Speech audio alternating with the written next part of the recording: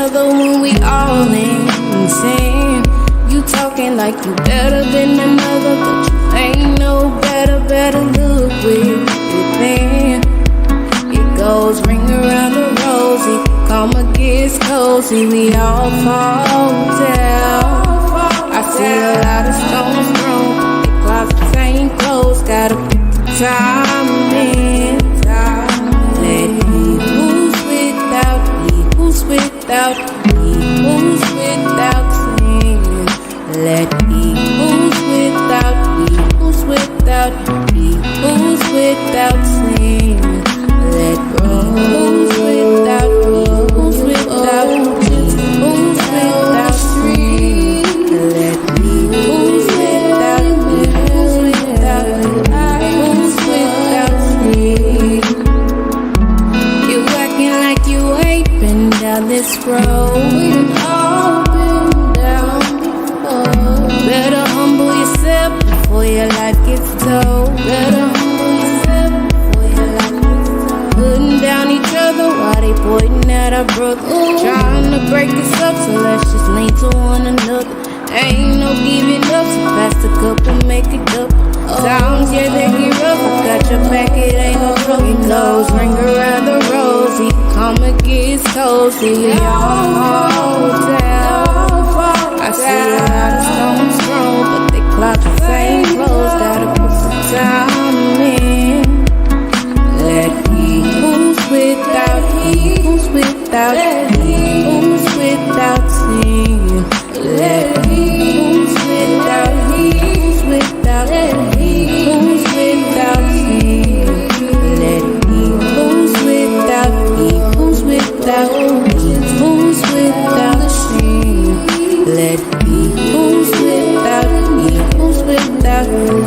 who's without sin. Oh, just be down the street.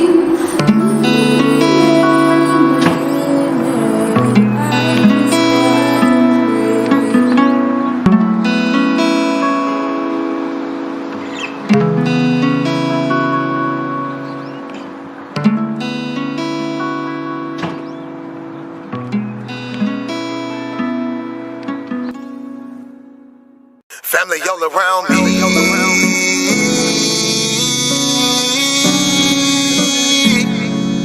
Family all around me. He my family, she my family. He my family, she my family. He my family, she my family. We are family. We might have the same last name, but that don't make you my family. I got some people with the same blood, and I know that they can't stand me. I got some people I call that ain't kin, that's gonna pull up and handle it. They take care of that business like family. We come from them trenches like family. They talking, you listen, that's family. They don't tell your business, that's family. They calling your phone, coming looking for you. They say that you missing, that's family. They don't need permission, that's family. When you hurt, they can feel it, that's family. Let them come while you're cheering, that's family. Let them come when you living, that's family. Family all around me.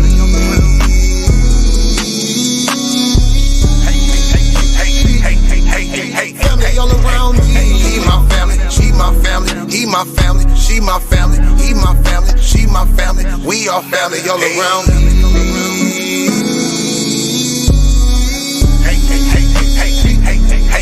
Family all around me. He my family, she my family. He my family, she my family. He my family, she my family. We are family. Hey, ain't nobody fighting around here. Ain't nobody shooting around here. Everybody that's around here, family. All love, no hate, be clear. No shade, all love, be real. You love them, you should know how it feel. Tired of all these badass kids. Tired of paying all these bills. Family going through the same thing, so they know exactly how you feel. They supply a shoulder I can cry. I provide a place where they can heal. Leave my money out, they don't steal. Let them have it if it's for a bill. Soldier for me when they in the field. Only way I live, family all around me.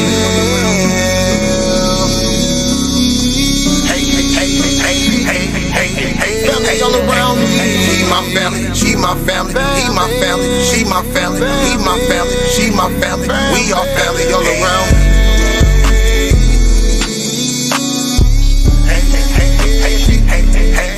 Family all around me. He my family, she my family. He my family, she my family. He my family, she my family. We are family. We might have the same last name, but that don't make you my family. people with the same blood, and I know that they can't stand me. I got some people I call that ain't kin, that's gon' pull up and handle it. They take care of that business like family. We come from them trenches like family. Family all around me.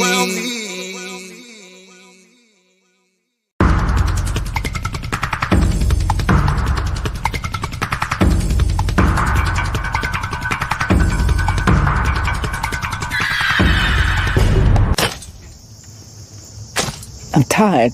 I've been on this plantation all my life. I've been enslaved all my life. I'm tired of being pushed and pulled. I'm tired of the master doing his bidding. I want to leave.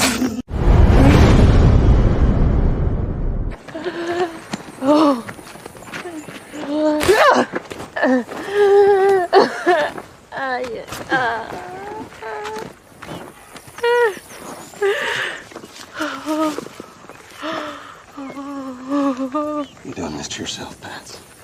You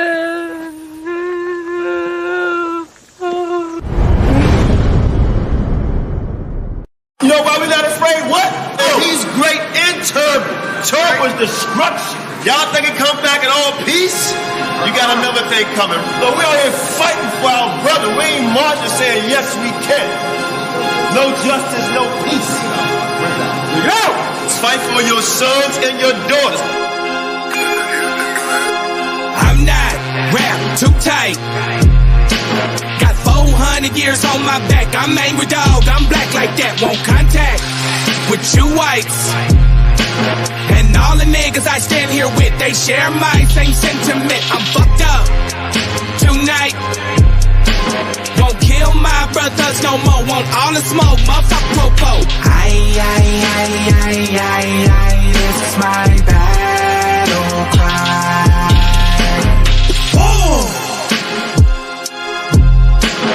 Isaiah 14:21, that ancient version of that gun that they stole our name, they stole our shit. We real Judites, motherfucker Jewish. We lords, generals, arm your soldiers. We fight tonight like we supposed to. They inherited lies. I'm referring to all whites. I'm referring to riches, white privilege given through genocide. And they gotta pay for that. God say Jacob gon' take it back. I cry aloud, I spare not. This good bread, my share crop. This lily grew through concrete. We march to our own drum beat. We the chosen.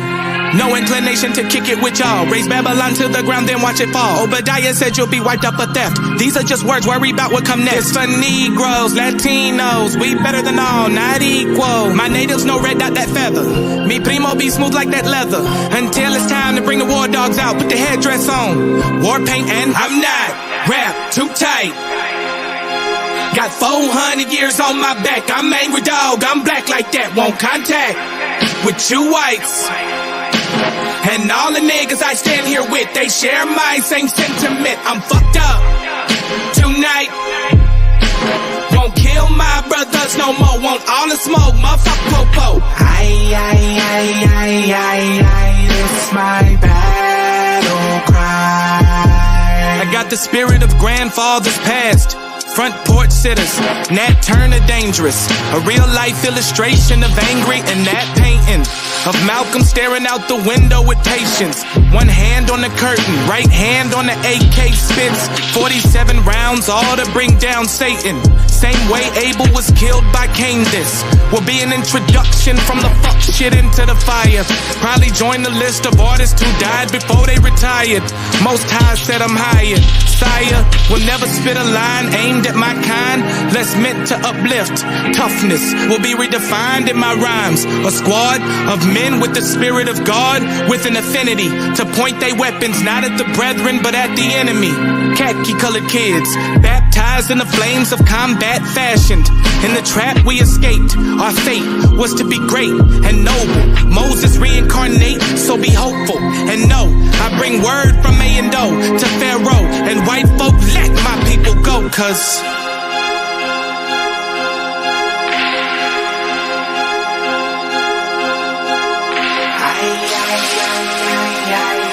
it's my battle cry.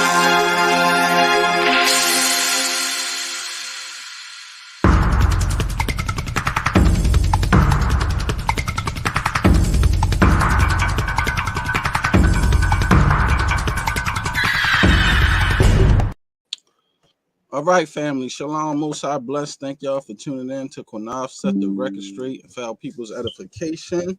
Thank y'all, everybody. Please like, share, and subscribe. We got a wonderful show lined up tonight, and we're going to be interviewing a brother, and he's going to come on and he's going to drop some jewels for us concerning the guy Judah Maggot, and filling a lot of blanks on who this guy really is, and what's going on. So earlier he flagged out channels yesterday. Well, my channel, F.O.P.E Civil War. The show was originally supposed to have been scheduled over there and over here, but since he did that, we can't go live for a week over there, and we're not going to do nothing on our main channel until next month. So we're over here tonight. So I appreciate everybody tuning in. That's not going to stop the show. It's not going to stop the exposure. And when the brother come in, we'll start with him. King Judah, big salute. Queen Naphtali, I want to say shalom to all the mods, the whole F.O.P.E family, family, everybody here. Thank y'all for tuning in. Naphtali, my sister, big salute. My brother Shar Sham, hold no punches on wickedness, my brother. Let's get it. Hey, Most High bless to you, King Judah, and Shar Sham, and to everybody in the chat. Big salute to the chat also. And Naphtali, big salute to your husband, my sister. Big salute. Thank you. Yeah, so family, we got a wonderful show tonight. King Judah, until the brother get here, I do want to start into some scriptures. Okay. Because the brother, he making a lot of claims, right? Already. That, about us over here, for us dealing with sodomy, homosexualities, and things like that.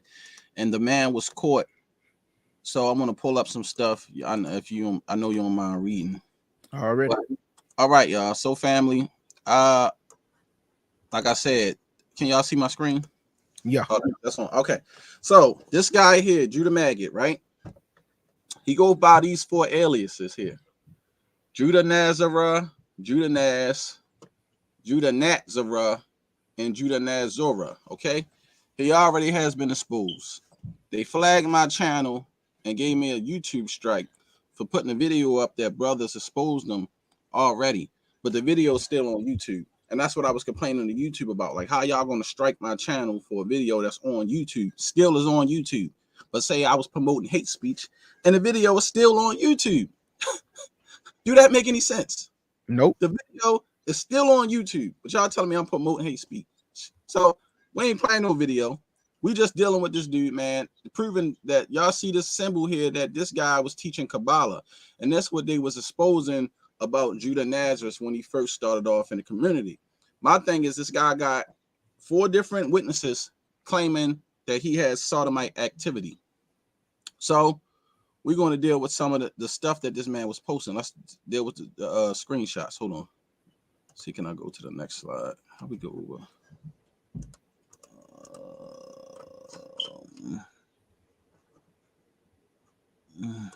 Is it this? No. All right. Hold on, y'all. I want to do something real quick.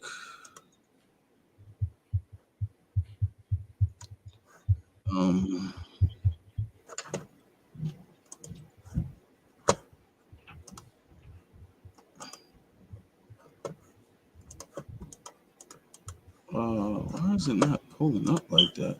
I had all these slides pulled up yesterday. 1 hour ago, 20 hours ago. Open file location. I only had to do it a little different. Hey, Shar Sham, while you doing that, can I grab a scripture right quick? Yeah, go ahead. Okay. I want to get this scripture real quick, family. This is I'm gonna go to Matthew 12 and verse 36.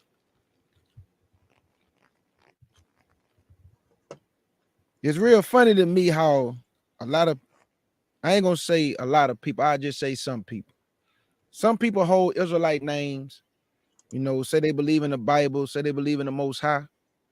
But if you really believe in the scriptures like you say, certain things won't come out of your mouth because the Most High don't play about certain things that come out of our mouth. So this is Matthew 12, and I'm gonna read verse 36.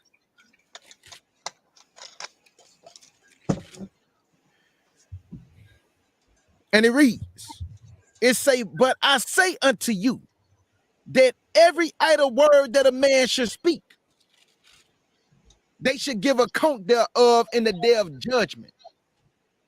That goes for any one of us. We all got to give account for what come out of our mouth. But for a man to claim that men is living a certain lifestyle that they are not living and slander them, lie, say that men is taking certain things in the rear end, you a slanderer, dog, and the Lord gonna hold you accountable. That's right. No man over here live that type of lifestyle, and you still lying, saying it, but you claim to be a Torah keeper. The people should be the judge. The Bible say we should know you by your fruit. You a slanderer, dog, and you pathetic to lie on men who's not living a lifestyle that you claim that they living. So I just wanted to read that because he's not gonna repent. He's not gonna say, you know what, that shouldn't have came out of my mouth. You know what, man? Hey, I stand corrected. He ain't did that yet. He's still saying it. But this our brother, right? He ain't no brother of mine, family. Go ahead, Shar Sham. Right. And hold on.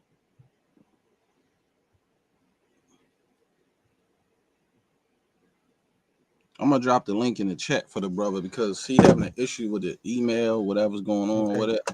So nobody don't come on here. This ain't for everybody to jump on right now.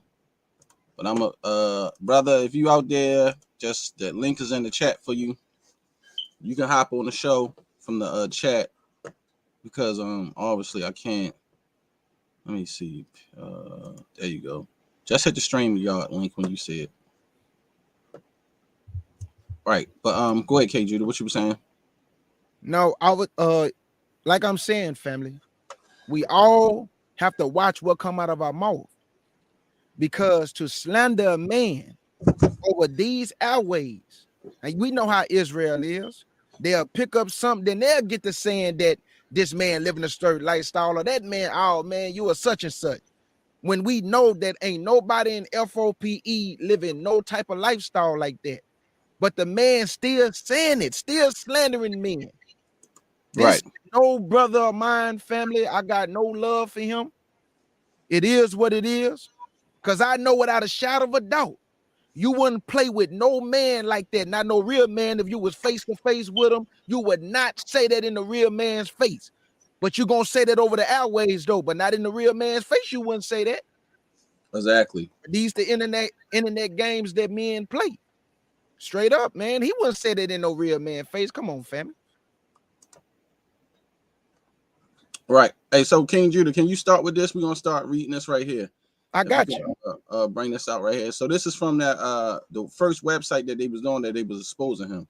So I just went and got the screenshots of what happened, and I wanted to bring this part out to show you that this is the man writing the stuff himself. I got you. It say, damn, these are some devils. How the F they gonna pretend to be you? That's some Qanath pro-ish for real. Worthy of a true fist to the grill. I always talking about hitting somebody. The next one say, I'm saying, I'm going to put the word out for somebody to punch GMS nigga in the teeth and get it on camera. Hey, man, you got to fight fire with water. It sounds like he's talking to himself, though. Now, you see the ... right there, right? Yeah. Now, remember this guy, right? He said that, right? But think about this, though. This is because GMS was the first ones that was putting the allegations out on him living an alternative lifestyle, right? Right. But jump down and read the next read what's at the bottom, what the other guy said. Already. That was a very devilish act. He tried, and he definitely had a sodomite spirit upon him. Stop. To talk that way. Wow. Who got a sodomite spirit upon them? They talking about the Judah Naz dude. Exactly. Now, this is brothers calling them out already for having a sodomite spirit. Now, let's read Isaiah 3 and 9. I got you.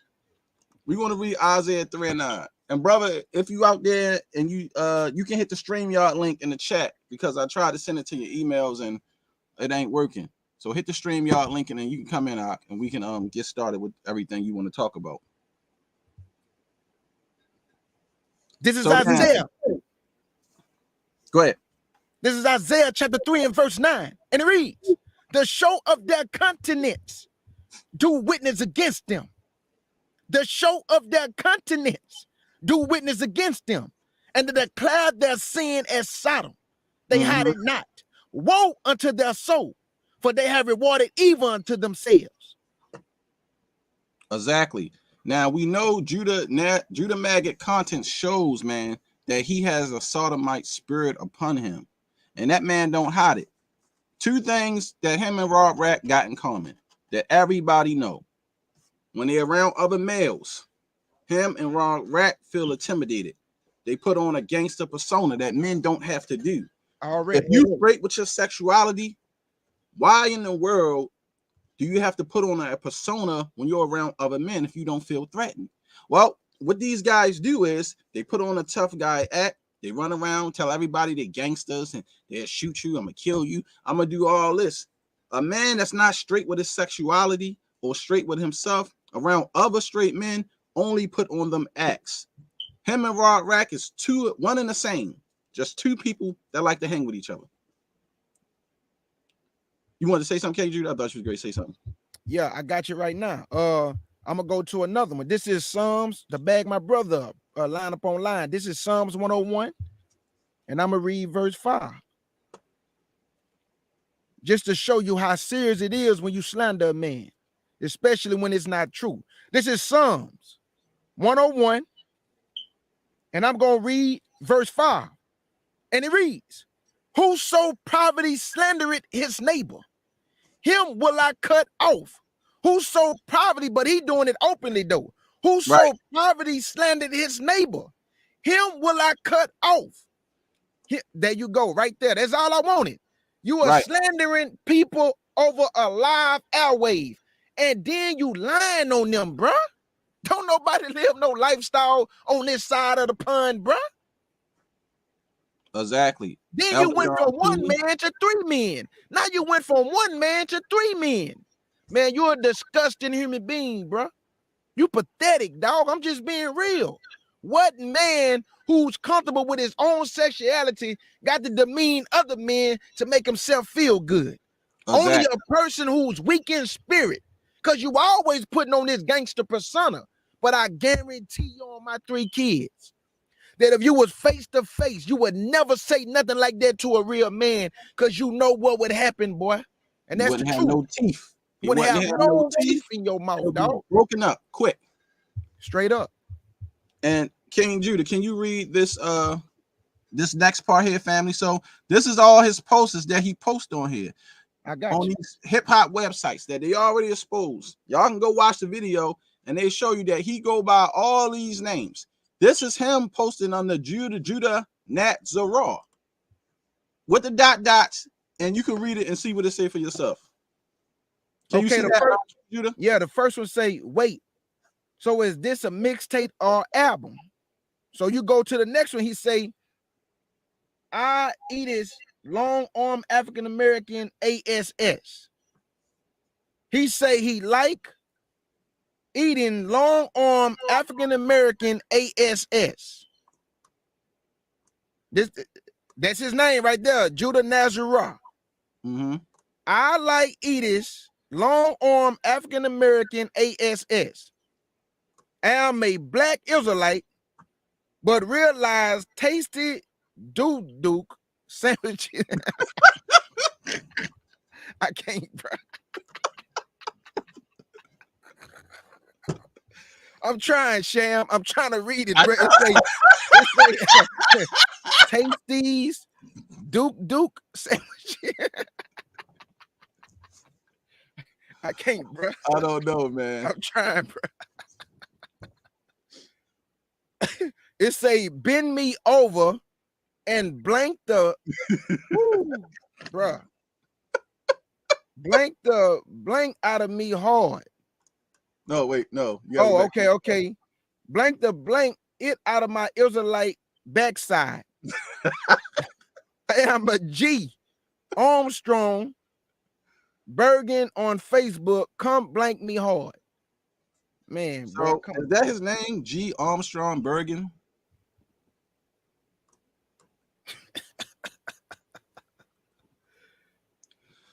The other one say, yo, he raw as hell.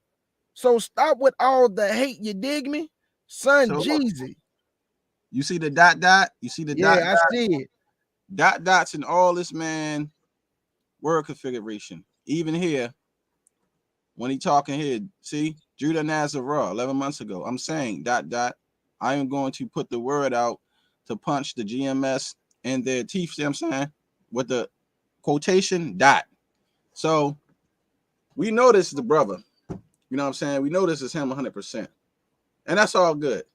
But my thing is, we're going to show you some big brotherly love tonight. And we're gonna whip on you on these scriptures. And as soon as the brother come on, he said okay. Hold on. Thanks. He gonna be on in a minute. And I thought that was him coming in. That's Elder Qanath coming in. Hold on. Hey, let me Shalom. Most High bless y'all. Most High bless y'all. Hey, look, I was going to be light on that other guy. What's his name? Mortal Kombat. Yeah, I went and looked at their show today, and it was horrible because I realized that a lot of people must have been listening because only 2 people actually came on his program, and I realized a lot of his people that are so-called mods, it's just them. They're fake. Okay, it's him and his wife. They're fake. So it's really nobody's really following him. Maybe 4 or 5, and I guess people tuning in just to hear his slander or whatever. But that guy was still on there talking in the chat. So since you wanted to say something, right, after this whole thing is over, we're going to expose you, John Travolta, at the end of the show, right? We're going to show Grandma texting Qanath. We're going to show Grandpa Papa and your brothers and all of them and who you really are, right? And the hut that you stay in. And brothers and sisters, I'm not exaggerating when I say hut. I'm not exaggerating when I say Fred Flintstone type of living. 6 foot, 7 foot, 8 foot. All right. I'm not exaggerating. I'm not making this up. They truly live in a 6, 7 foot. I guess you call it cardboard. Y'all going to see. Since you want to talk about us and our dear sister Neftali, right? Because I told Shar Sham don't say nothing. I said I'm gonna give him a chance. That's the show we did the other night. Because Shar Sham wanted to show Grandpapa. And I said no, but Sham, you can show it tonight. We're gonna show the Kakisador. Right? We're gonna show the Kakisador. Right? And we're gonna show Grandmama loving and liking some Qanath. Okay, your grandma. All right. Yeah, I don't know who busted him, but they made a whole video of the brother, and it was definitely him. And the thing was, GMS busted Judah Maggot first. Then it was the brother Josh from ABT. Then it was the brother Rap the News, and then Raw Rack confirmed it and said Judah got busted first, and he was jealous because man, Elder Qanath put the video out laughing at Raw Rack. And that's when him and Rack was going back and forth. So this is how you know that these 2 guys are one and the same. And he was saying Judas was Judah Maggot was jealous of him because he started getting all this attention. Now you notice these guys, both of them are divas. They are attention whores. Whenever they're around each other, they like attention. And they don't like when somebody's getting more attention than them. So what do? Like people who live alternative lifestyles, they start doing crazy antics so people can say, look at me, like kids who didn't get enough attention from their parents when they was young. Both of them have the same type of disorder. Whenever they go and start going at each other, back and forth, next thing you know, they start bringing truth out on each other. Well, ask yourself this. This man, how do this man know about this man condition with his hammer? He's telling everybody that this man has a problem with his nutsack. He got small balls and all this other stuff. Did a whole show talking about another man rod. What kind of man? Shaq, go ahead, Alder. Let me say something real quick before y'all go in, because I know it's about to get hectic. Brothers and sisters, this may not be the show for sensitive ears tonight. All right, we giving the devil what he likes to get or give, so we're gonna give it right back to him. But let me say this to my dear sister Naphtali. Great show you did on Sarnetta. You buried them all. Okay, and Sarnetta's right by calling you the champ, right? And there's other champions over here on F.O.P.E. And I'd like to thank JJ 7000 for acknowledging you being the champ. And JJ, like we said, was a former champion at F.O.P.E. You know, so we like to acknowledge him for saying that you are the champ. You know, you've done a great job over there. You know, F.O.P.E. will be on Sarnetta and on this channel. We're going to be doing it on both sides, and Most High Will Naphtali channel also, which is F.O.P.E. CUC, all of it, right? Breaking down that false ass chart Saturday. So yeah, you've done a great job, sister, and keep up the good work. You know, you're a scholar, second to none. And King Judah, I want everybody that's going to be listening to this that may not be Israel but part of the conscious community, watch out for our dear brother King Judah, right? He's accepting all challenges, right, on false doctrine. All challenges, right? That's right. So it's a lot more over here that we're going to be doing, but we're going to expose this dude tonight. Him and Rob Red, this guy, real quick before I get off, this guy has an infatuation toward me. Qanath the stripper, stripping for women, the stripper. Well, I'm going to tell you something. If I was a stripper, right, I'll just put it like this. Everybody can't be a stripper. Exactly. Right? You gotta be confident to be a stripper, right? You gotta be walking straight up and right, if you know what I mean, to be a stripper. You understand? Right? You gotta be the man to be a stripper, right? So I love women, right? So you'll want to be a Judah, right? You'll want to be a Nazarene, right? But your card has been called, right? And the brothers over here, we deal with so-called African-American women, big-boned and strong, mentally, physically, right? That's what we deal with, women like that. Not no little flat pancake, blah, blah, blah, because we ain't trying to get a strike over here. Y'all know what I'm talking about. On that other side of the fence, right? So, yeah, if you want to call me a stripper, a dancer, so be it, buddy. So be it. It takes courage and heart. And if I was, trust me, Qanath made money. Only with women, nigga. Right? So let's just finish exposing this guy. And we're going to get on this other guy. We're going to show his little hut since he want to talk trash. Yeah. What was that? Bless. I'm listening. As soon as the other brother come on, I'll start going into with him. But I'm waiting for him to come in on the show. So whenever he ready, I sent him another message. Let him know we waiting for him. All right. So while you're waiting, go ahead, Donkey. See, now that I'm stable, I ain't driving. I got to do that tomorrow night. Tomorrow again. 750 miles from San Francisco to LA. Anyway, man, I'm glad y'all was reading the messages. And I want to say shout out to the panel, Nephew K. Judah. Big salute, Shar Sham, Brother Qanath, Nisi Naphtali. Hey, I didn't even get a notification, Naphtali, on because I've been trying to catch the family live going in on different places. So I didn't get no notification, nothing. So I gotta go back and look and see, because I wanna hear you dismantle some stuff. But at any rate, because the deal is this: iron sharpens iron. I'm for the truth, no matter who's speaking it. You know what? I really don't understand how stupid, how sottish our people are.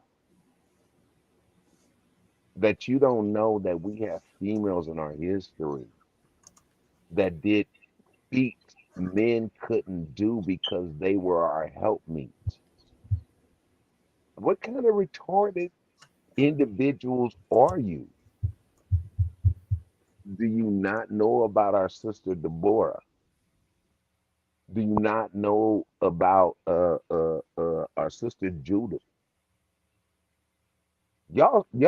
Man, y'all a special kind of dumb. For real, for real. Now, back to the slanderer of the brothers. Bruh, you really don't know who you F.O.P.E with. I just filed a claim against one of the largest insurers in the states of Nevada, California, and Arizona. I don't play, man. I filed federal claims against cities, states, and your mama if she get out of line. You don't think I know how to handle you, cuss? This is how I do your monkey ass. Once I find out what your true identity is, then I'm gonna file a defamation claim against you. And I'm gonna have the Secretary of Oh, hey, State. Don, hey, Elder Don, I got it. I'll give it to you at the end of the show. I got his first name, middle name, and last name. Yeah. No Then I'm problem. gonna file a claim. Then I'm gonna file a claim against your ass and have the Secretary of State serve your monkey ass in Japan, nigga. How about that? And so whatever condition you got from all that Navy men traveling down your throat and through your canal, through your Suez Canal, I hope you got some paper, cuz. Because you run your mouth too slick and you think you know what you know, but you just a bunch of hot air and you think water's going to protect you, just like the United States thought water's going to protect them, and now they got the enemy sitting all around their shores, all up in their water. That's going to be me, cuz. The enemy sitting all in your water. And we're going to see about your extradition, so you might have to face trial, whatever, bruh. Or you're going to have to expend resources. So if I never get a dime for you, I'll break your ass in Japan, nigga, for running your mouth. I land. Hey, Sham, here go another good one right here, my brother. This is James chapter 4 and verse 11. And it reads, "Speak not evil one of another, brethren. He that speaketh evil of his brother and judgeth his brother, speaketh evil of the law and judgeth the law." And that's you. That's you. Well, we know you don't look at us as brethren, because a real brother wouldn't make no claims like that against his brother. Nothing like that should never come out of a man's mouth. Slandering and lying and bashing men, which we know the man over here is 10 toes down. But then you go on Sinetta and say, nah, it's 3 people living that lifestyle just to get your point across, make you feel good, right? But we know what it is, though, bro. In the face of real men, you would never let that come out your lips. Exactly. Because somebody will knock your soul out your body, boy. Playing like because that. Too much talking make it seem real. Already. So, I don't know what's taking the other brother so long. Hopefully he'll come on. But like I said, man, the man made fun of a brother that passed away. And since they deleted the video, I want to bring these scriptures out one more time. Of the brother, to the brother Rap the News, may he rest in peace. The brother made a video laughing at his son crying because his father had passed away, saying your father maggot food and he did, and the Lord killed him, and he thought he made a joke out about that, and like that was a great thing, and show you that this guy don't even follow Torah himself. But let's get Sirach 22 and 11, King Judah. Already. We're gonna get about 5 or 6 scriptures. Hey, Shannon, while he's getting that scripture, everybody that go on that show, knowing that man talked about the dead and teased a young man about his daddy dying, everybody that go on that show, just as a guest, what if he talk about your dead? Or how about F.O.P.E going to your background, everybody that come on that goddamn show, right, and talk about you? But go ahead. This is Sirach, chapter 22 and verse 11. And it reads, weep for the dead, for ye have lost the light. And weep for the fool, for he wanted understanding. Make little weeping for the dead, for he's at rest. But the life of the fool is worse than the dead. And that's Judah Maggot. He's the life of a fool. Okay? Because he ain't got no understanding. Because if he knew that, he wouldn't have been rejoicing over a brother that passed away. Right. Okay? Let's go to Sirach chapter 10 and verse 11. Already. He wouldn't have been telling his son, your father dead. He worm food, maggot food. He gonna die. He gonna get ate by bugs and all that kind of stuff. A real man or a real Israelite man wouldn't behave like that or do things like that.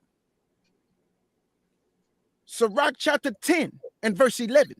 And it reads, for when a man is dead, he shall inherit creeping things, beasts and worms. Right. So when you die, family, that's your inheritance to your body when you go back into the ground. Because the maggots is going to eat your flesh. That's why I always told people that's in the scripture. You need to understand that. That's going to happen to you. But let's go to Sirach chapter 8 and verse 7. Meaning corruption. Right. Your body sees corruption. That's so right. When you see corruption, you what they call it? Decompose, and your body seeks the corruptions, and your flesh and all that get eaten, but your skeletal remains will still be there.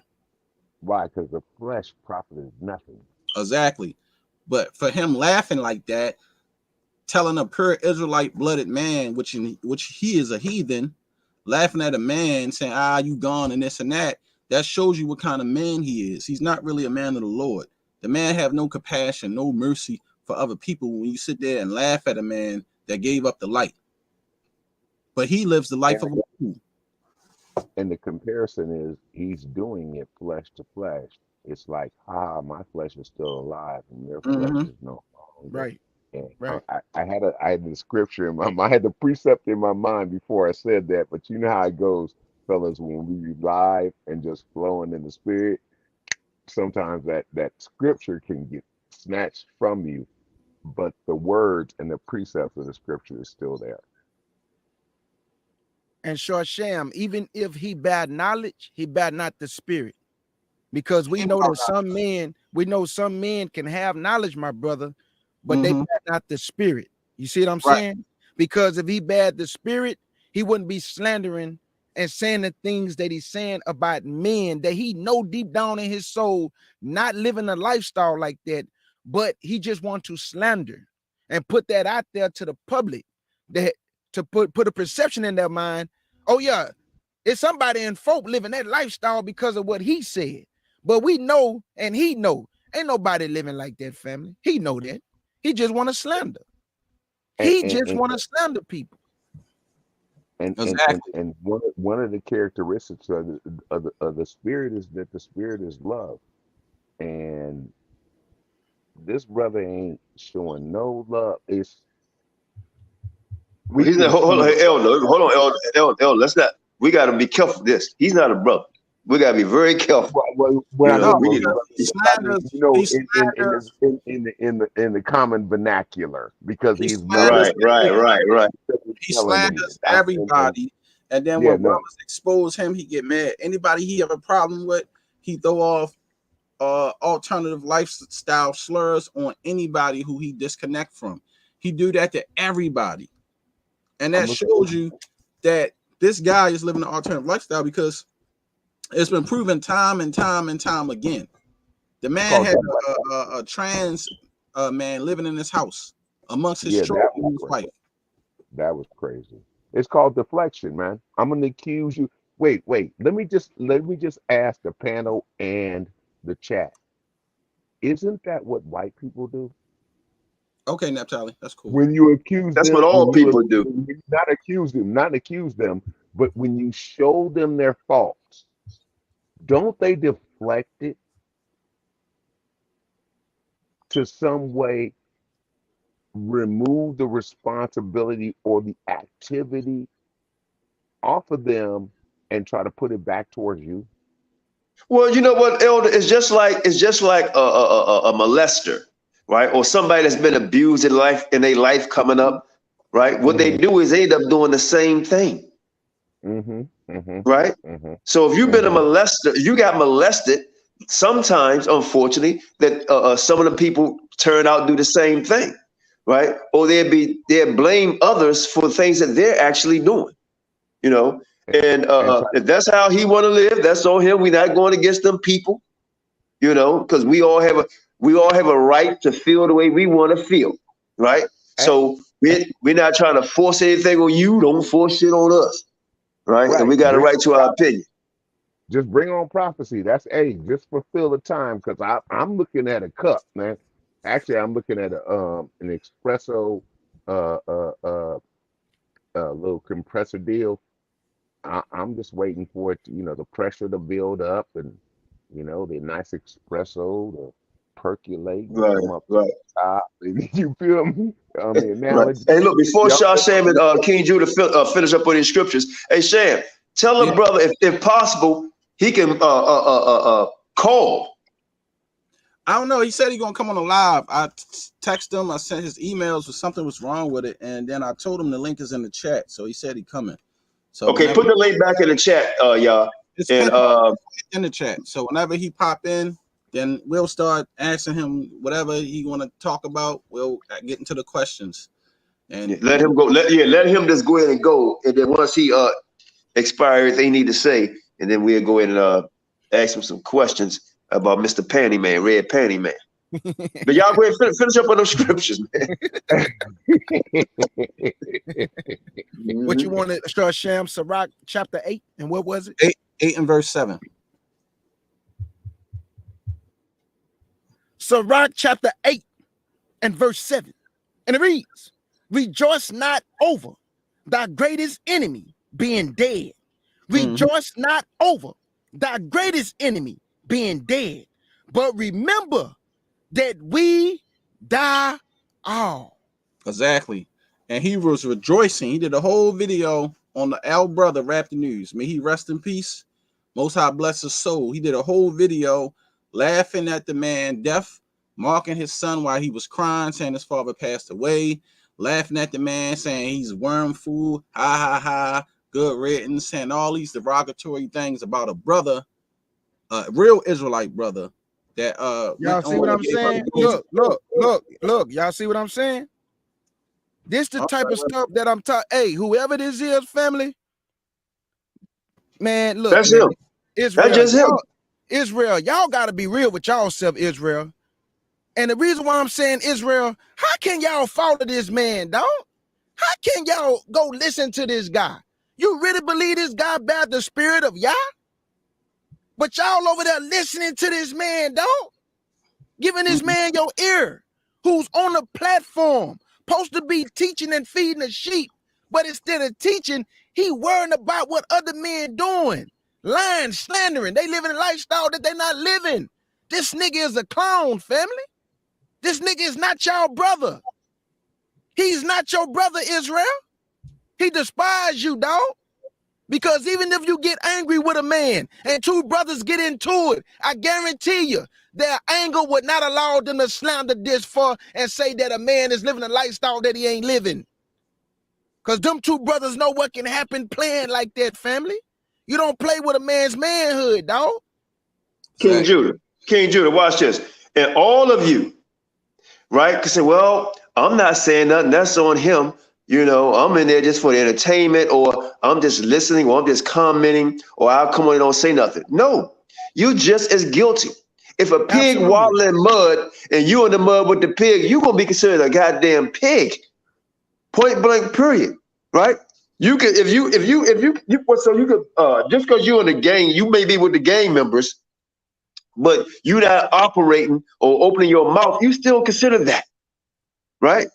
You may not agree with the American politics, right, or what America's doing, but I guarantee you, everybody that's on this damn line and this comment that's in America, you can say you disagree with everything about America, right? But when you go overseas or anywhere else, you know what they're going to consider you? A damn American. Point blank, period. So everybody that goes on that channel in the comments agreeing or just quiet but saying hello, you just as guilty. And I'm gonna tell you, I'm gonna make it a mission of mine. Everybody that's in that comment section, you could just be saying hello. I'm making a mission to make sure we bring out your true colors. Because there's no way in hell that you're gonna say you for the Most High, but dancing with the damn devil. Right. If you have danced with him, let him go dance by himself. And silence is a form of agreement. Your silence is a form of agreement. I have not heard nobody that listened to him say, hey, you out of pocket, brother. You stepping boundaries, brother. But even though he not your brother, but he not our brother, but he may be your brother in your eyes. Nobody corrected that dude and told him, you out of pocket, dog. You shouldn't be saying that. It don't matter how mad you get. Them brothers not living that lifestyle and you slandering them. Nobody said nothing to him. Some of y'all was laughing. Some of y'all was laughing. Exactly. Hey, do me a favor, because somebody look up the word. It's called act. Hold on. It's called acquiescence, if I'm saying it right.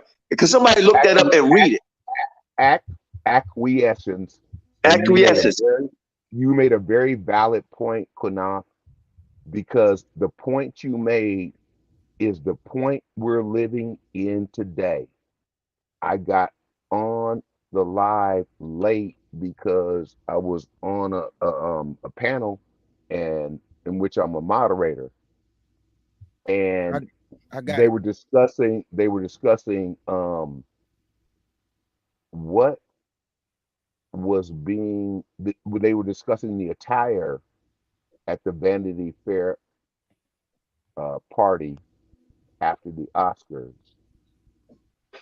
and what was being worn, and it was absolutely shameful. And so when we look at the timeline of prophecy, this is where we're living. We're living where the entertainment industry basically is dictating the social agenda. And Elder, I agree with you. Hey, Elder, I agree with you. I agree with you. But Elder, guess what? Qanath is ready to roll, bro. Let me. Hey, listen, bro. Hey, look, I'm feeling you. Let me roll. Go ahead and read that, King Judah. I got you right now. Mm-hmm. This is the definition, family, of acquiescence, and it reads: agreement or consent by silence or without objection. Agreement or consent by silence or without objection. Compliance. So you must exactly say it again. Compliance. Silence, a form of agreement. Compliance. Y'all agree with what he's saying. You ain't saying nothing. That means your silence is an agreement with the slander F.O.P.E. So you gonna get it with Judah Naz because you in this chat box cheering them on. You damn right. You damn right. Check it out. Watch this. Do you think I want all? Whew, okay. If you like to say quit I'm a stripper, right? So if you're in a strip club, right, or you're in a whole house, right, or you're in a place where certain people doing things that's against nature, but you're not participating, and the Most High come back that day, right? And when he come back to judge, oh Lord, I wasn't doing it, but the scripture says all the ones that would it say that's damn, find the scripture for me. In Romans, I know what you're talking about. Yeah, get that for me. You know exactly where I'm going, right? Yeah, you don't have to be doing it. He trying to come on Right? a live, but I'm trying to get him to But if you watching it, you're guilty. Right? Nephew, pull up the Get that scripture definition. for me. Pull up the definition for complicit. I'm gonna read this Romans real quick to back And up then what pull up Elder the Qanath definition. saying. And then pull This up the is definition for Romans. complicit. This is Romans chapter 1. And I'm going to just start at verse 24 and read down. It says, wherefore God also gave them up to uncleanness through the lust of their own hearts, to dishonor their own bodies between themselves, who changed the truth of God into a lie, and worship and save the creature more than the creator, who is blessed forever. Amen. For this cause God gave them up unto vile affection. For even their women did. Now, hold on, I'm just going to read this, but when I read down, it's going to tell you about people that are doing what Judah Nas doing in his chat. They are in agreement. So let's see what the Bible says. Matter of fact, let me get straight to the point. Verse 32, he say, who knowing the judgment of Yah, that they which commit such things are worthy of death, not only that do the same, but have pleasure in them that do them. Now, say that shit again. But have what? That had pleasure in them that do them. Now I'm just saying that because it's funny. It's it's entertainment. Right. I don't, I'm not saying anything. I'm acquiescence. Right? Y'all having pleasure in the participation of Judah Nash buffoonery. Y'all clapping, y'all laughing. So you have pleasure in what he doing. The Bible say you are worthy of death just like him. Because then the Bible just say in Psalms 101 that if you slander your brother, I'm going to cut you off. What cut you off mean? Put you to death. And you slandering men, bruh. Men with wives and children. You already mocked this man for dying. Then you laughed at his son. Boy, you ain't no Torah keeper. You pathetic, bruh. Hey, okay, y'all. Here we go. Here goes the brother. Let's finally, he got here. Thank you, brother, for tuning in. Give him the floor. It's been, you got it. It's can you been tell fun everybody trying to get on here. Okay, Thank you. That's I'll all let right. everyone know. Okay, I'll let Thank everyone you. know who I am. Let everybody know who you are and everything. Okay. I appreciate you coming on, brother. And you can tell us the story of the Torah Nights. This is something that everybody been trying to get to the bottom of, dealing with this guy that go by the name of Judah Nazareth or Judah Nazareth. They got all these different COINTELPRO names. Can you tell us whatever you want to talk about, and we'll ask you any questions, brother. We appreciate you coming on. We all got questions, but you want to go ahead and start? Go ahead. And Floor is yours. Floor is yours. Okay. First off, I just want to say big thank you for having me on here.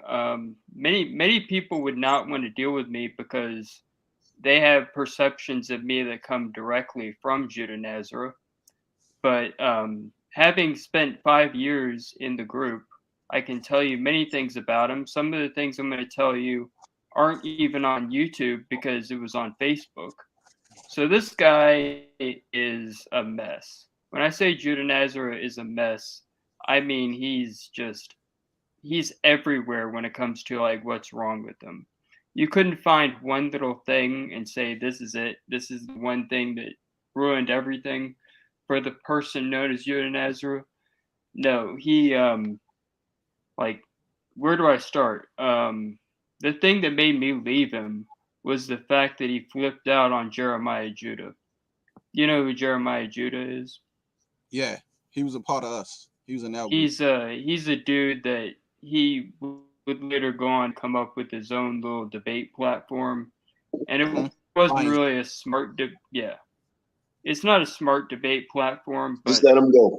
I brought him up because there's a reason, and it's because Judah flipped out on him, and I don't even remember the reason why. He just wanted him to answer a question, and Jeremiah wasn't giving him the answer that he wanted. So he kept calling him this one expression that I can't even repeat because it's just so vulgar and so disgusting. Knuckle dragger? No, not in that. No, okay. it's what that's it. And he put bitch ass in front of it. Okay. Bitch ass nigga. That's it. That's what he said. And just here, once I would have had no problem with, because I understand, that's just how it goes sometimes. But he just kept saying it. It was like his brain was broken. It's like he was sitting there like just saying the same thing over and over again, like the guy from The Shining writing, whatever he was writing on that paper, the typewriter, all whatever it is, all you know what I'm talking about. You've seen The Shining before, right? It's a horror movie. Yeah, we seen it. But We yeah, seen it. Judah was just, mind broken, screaming at Jeremiah Judah, all work and no play makes Jack a dull boy, is what he was writing on that piece of paper. Judah was stuck on yelling that one vulgar expression over and over. So I'm like, if this is the real Judah, I'm out. I'm done. Like, I had seen enough wickedness that just made me go, this is it. And so, Nag, let me ask you a question real quick. Yeah. Why Sure, every time somebody leave the Torah nights, Judah always express that the people that leave are they live in an alternative lifestyle? I noticed he point that on everybody that he has a problem with. In Torah nights, or just people he beef with. He always try to claim that they live an alternative lifestyle. Yeah, I don't exactly know, but I know what he said about me is he said something worse. He called me a pedophile. He absolutely straight up. He'll say that too. Right. He'll say that. He did, yeah. He called me that, and he based that off the fact that I was at one time reading Aleister Crowley books. Right or wrong, he had no proof of anything. He just knew that I was reading the books of that guy. And I was reading them because I was interested in magic. I wasn't interested in anything weird like that. Okay. But that was just his way of making me look bad. And he also had to say that I'm no good at languages, because that's one thing people know me for, is that I'm very good with different languages. So he has to attack every little thing that he thinks is like my, what I'm good at. He can't even give me the slightest bit of credit. No, let me, because I'm going to open this thing all the way up. My name is Qanath, brother. Qanath, in F.O.P.E. Call me the elder F.O.P.E. So let's get to him. Ask you a few questions, right? And I'm gonna go into a little more along with Shar Sham, right? So, how did you come about knowing Judah Nazareth? Oh, you don't have to say Judah Nazareth. You can say his real name if you want, But how did you come about knowing him? I don't know his real name, but he's come up with different names. I'll just call him Corey, because that's kind of like funny. I think it's funnier to give him a regular person name. So yeah, Corey. Okay, so how did you come about knowing Corey? I found his channel on YouTube just randomly one day, and then there was another day where I was looking for something on Google Images, and his channel popped up yet again. So I'm like, all right, who is this guy? I started looking at the videos on his channel, and the first one I see is him saying that Kim Jong-il is the greatest freedom fighter, and I was like, okay, I gotta click this, see what is this dude talking about. So I clicked it. It was like crazy. I didn't know what he was smoking. I didn't know what he was drinking. He said Kim Jong-il is what now? He said he's what? He's the greatest. He said that Kim Jong-il was the greatest freedom fighter. Oh, so there's nothing wrong with that. So he's siding with Asian persuasion. In other words. Yeah, he's North Korea. Supreme leader. No, yeah. I know North Korea. So now, I'm sorry, I cut you off. Go ahead. Mm-hmm. Yeah, it's fine. But so that was the first video I saw, and then I started watching others. And I had known about the Hebrew Israelite thing prior to this. I had watched like ISCPK and GMS even before I knew who they were. And then I found out that Judah was part of it. So when I was watching his videos, the thing that really got me interested was him talking about this thing called the Temple Man. Because, like, if you know anything about the occult, you know that there's, they really like Solomon's temple. So when Judah was talking about it, he led me to believe that he was actually using the Bible to teach occultism. I thought he was doing something a little bit different. So I was interested. I started commenting. He started to see that I was a smart person who knew many different things. And it was weird because it started off just comment back and forth. And, you know, we just kind of got to know each other, and he told me his Facebook name. It was the one that isn't his real one. But I added him on Facebook because back then I had one. And we started messaging back and forth. He added me to a Torah Nights group. And what's funny is there was a guy that kicked me out of the group because he's like, no white people. Kind of funny, but we're friends now. That me and that dude are actually friends now, which is super strange. But yeah, so that it just started real simple. Me commenting and just showing a degree of knowledge that in his So y'all mind, became friends through that exchange there, right? So, and he knew you was white. There's nothing wrong with that because people got white, black, Chinese friends, whatever, right? So there's nothing wrong with that. Yeah, he knew me as a white dude, and I also, because of my previous watching of ISUPK, I kind of played into some of the camp themes. I basically said I'm an Edomite. I played into that to an extent, just because I knew that Judah might, you know, be able to understand what I was saying. Right. That's understandable. So here go the next question. But I want to get down to it because I want you to flow. I'm just trying to line it all up. Okay. So you said something, and be careful because you said something about he put you with the group Torah Nights. So who actually came up with Torah Nights? When I made the video saying I was trolling, I was joking. And what was funny is before I realized it was April 1st, I was like, you know, this will be a funny prank, you know, if I just say it was me. But then I realized, wow, I looked at the date and I'm like, people aren't really going to notice. They're going to not even notice the date and just go, wow, he actually, and people fell for it. I was hearing from my friend Killer B that people were just like, oh, I always knew it. And I'm like, right. I knew he had came up with that a long time ago.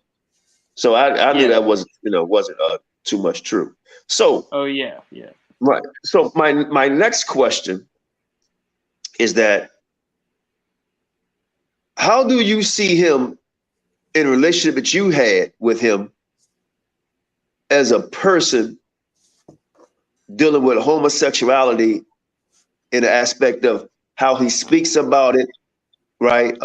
Him accusing people, his belief in the Bible, and does he? I know this is a loaded question, right? Let's deal with the homosexuality part first, and then go into what book does he really follows. But let's deal with the homosexuality thing here first, because he's been accused of this a lot, and stuff that he says and things that has been brought out is true. Some, if some of the things are not, then he could address it himself. So how do you see that? I don't really think, and this is what I was thinking about a while ago. I was thinking, if this question comes up, I'll tell you what I honestly think. I don't really think Judah's gay.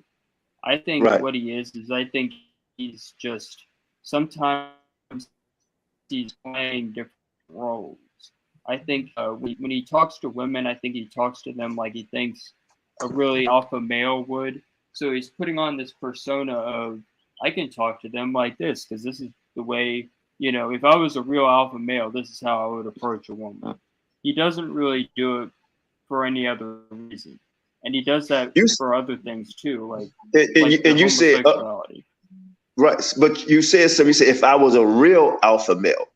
So in you knowing him, and you said, if he was to say, if he really was a real, meaning that he's not, in your experience with him, do you consider him an alpha male?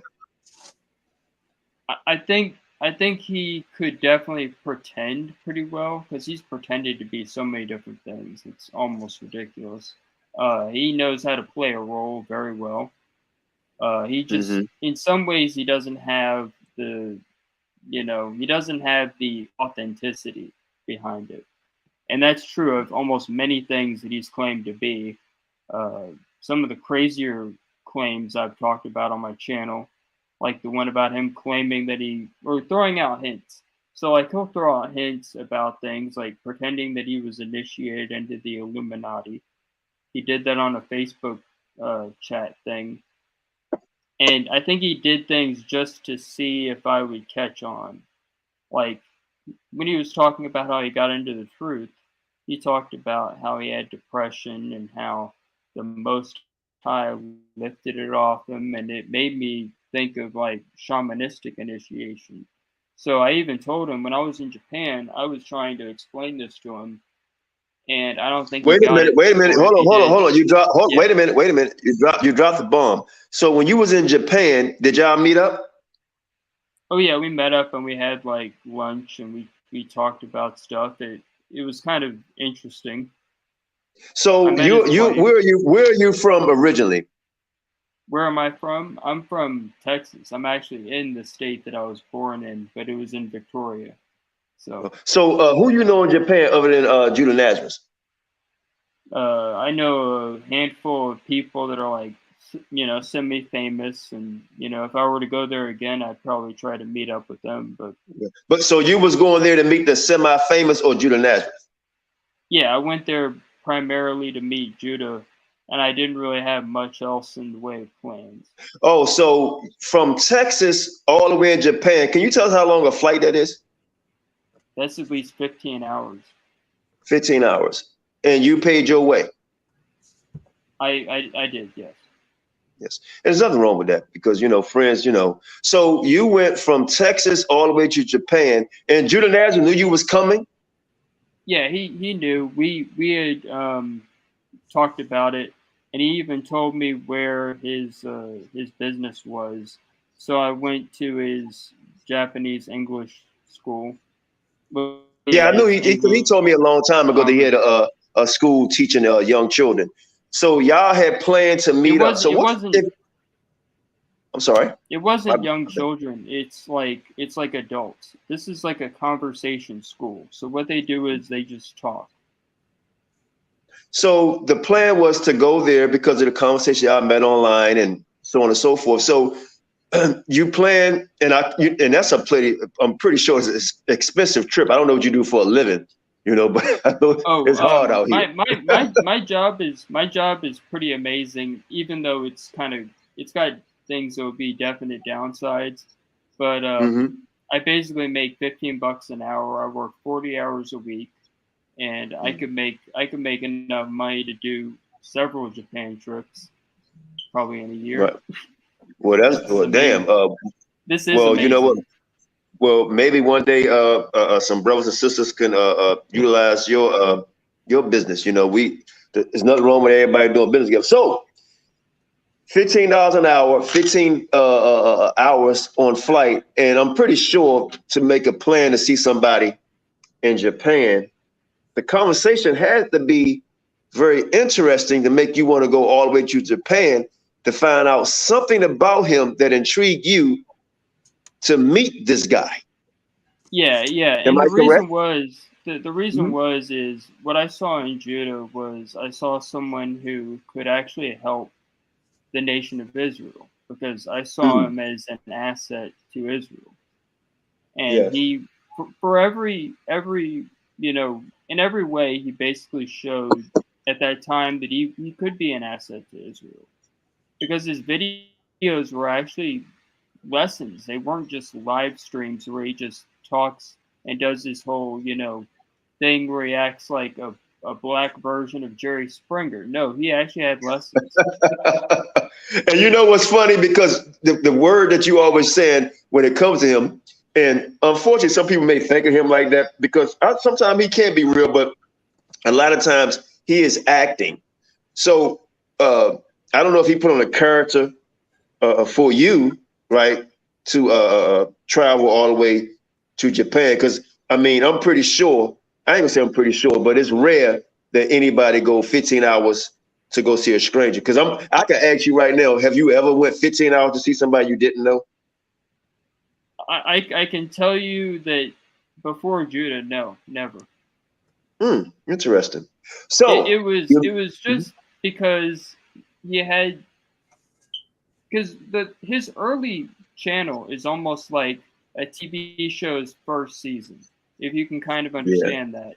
You know how a season I of get a it. show, when it's really good, so like watching his old videos, because there's an archive channel of his old videos, it's like a different person. It's like if you told me that they cloned that guy and made a new version, I'd believe it.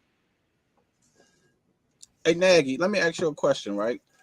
Did you ever stay at Judah's house or be around his wife and his kids, his family, and things like that? How did you see him? I was around. I wasn't at his house, but I did meet his wife. I got to, she had one of her, babies with her. Not one of her, older kids, but that wasn't a big deal. I didn't really want to meet the kids. It was basically, she looked like what I imagined a Japanese woman would look like.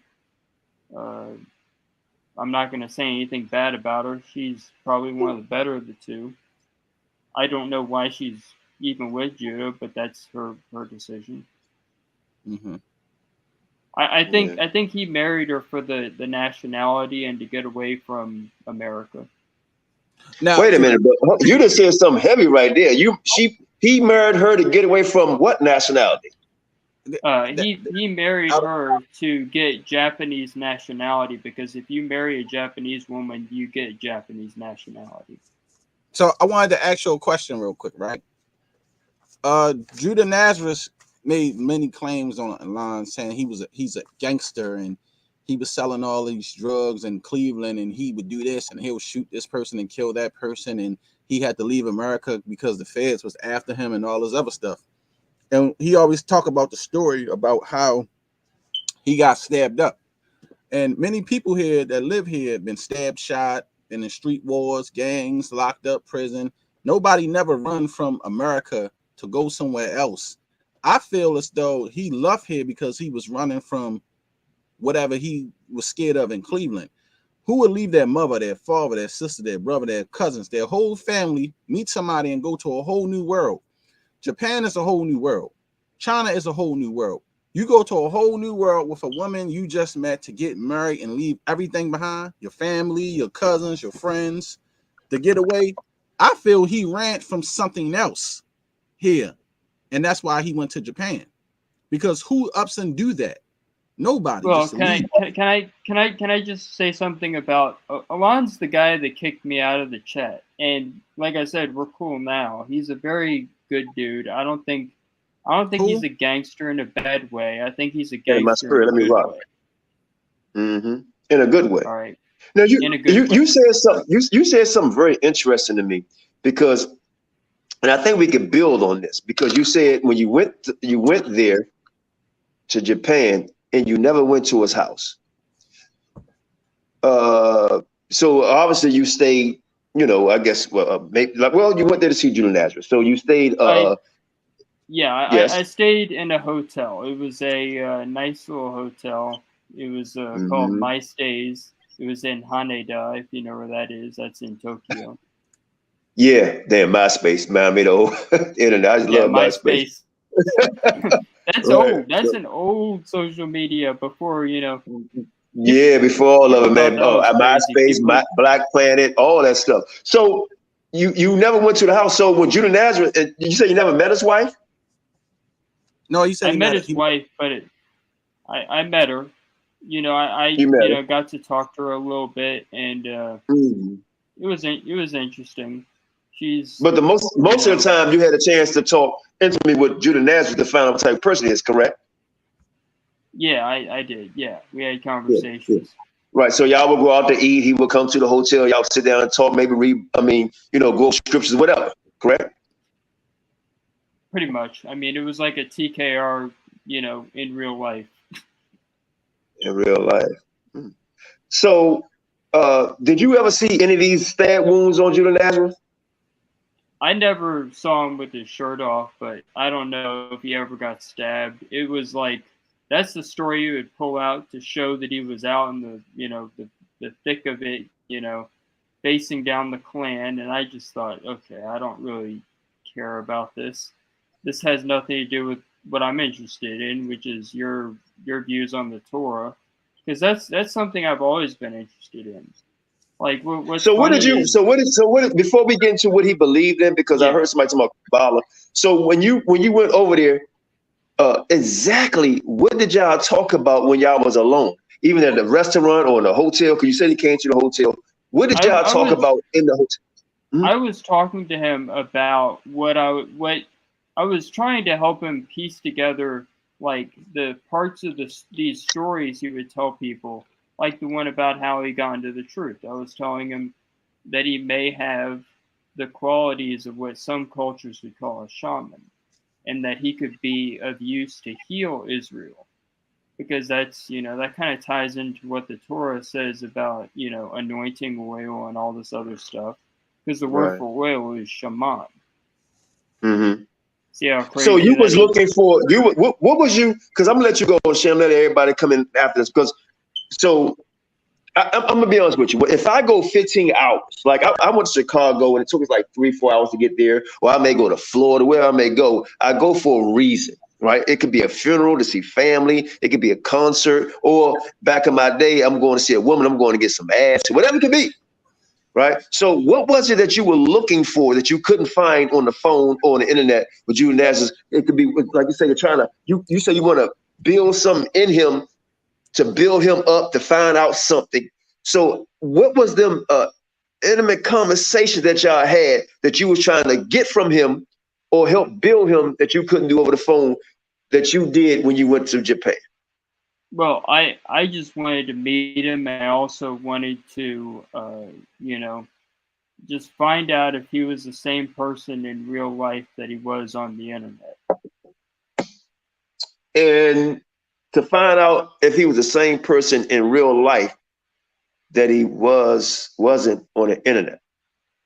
I mean, in what aspect? I mean, in what aspect are you speaking on here? I mean, I also really just wanted to go to Japan, and I love the country. It's an interesting country. I speak the language to an extent. Oh, really? Damn, that's great, man. That's talented. There's many, like my computer right now, what I'm looking at, StreamYard, Japanese. I'm looking at my computer. It's in Japanese, everything. Does he speak Japanese? Does he speak Japanese? Does Judah Nazareth speak Japanese? Does Judah?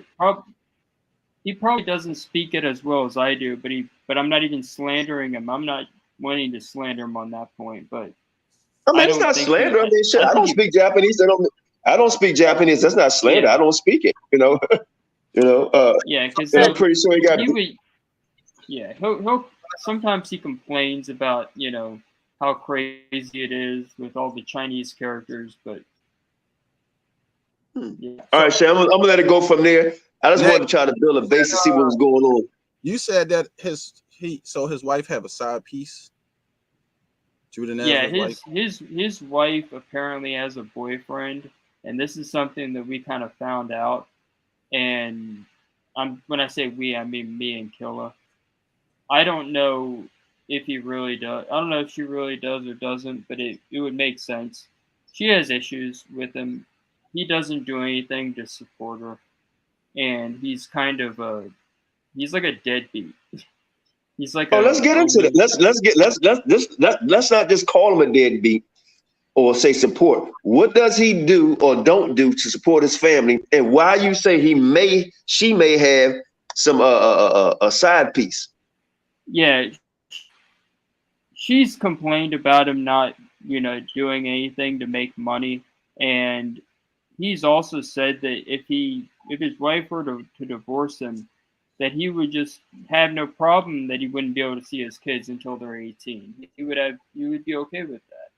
Because I was telling him in Japan, if you get a divorce and you're a foreigner in the divorce, you basically don't get any visitation rights. Right. So he would be. So where would he go? Where would he go if he was to leave Japan? Where would he go? He would be in legal limbo. He would actually be facing deportation.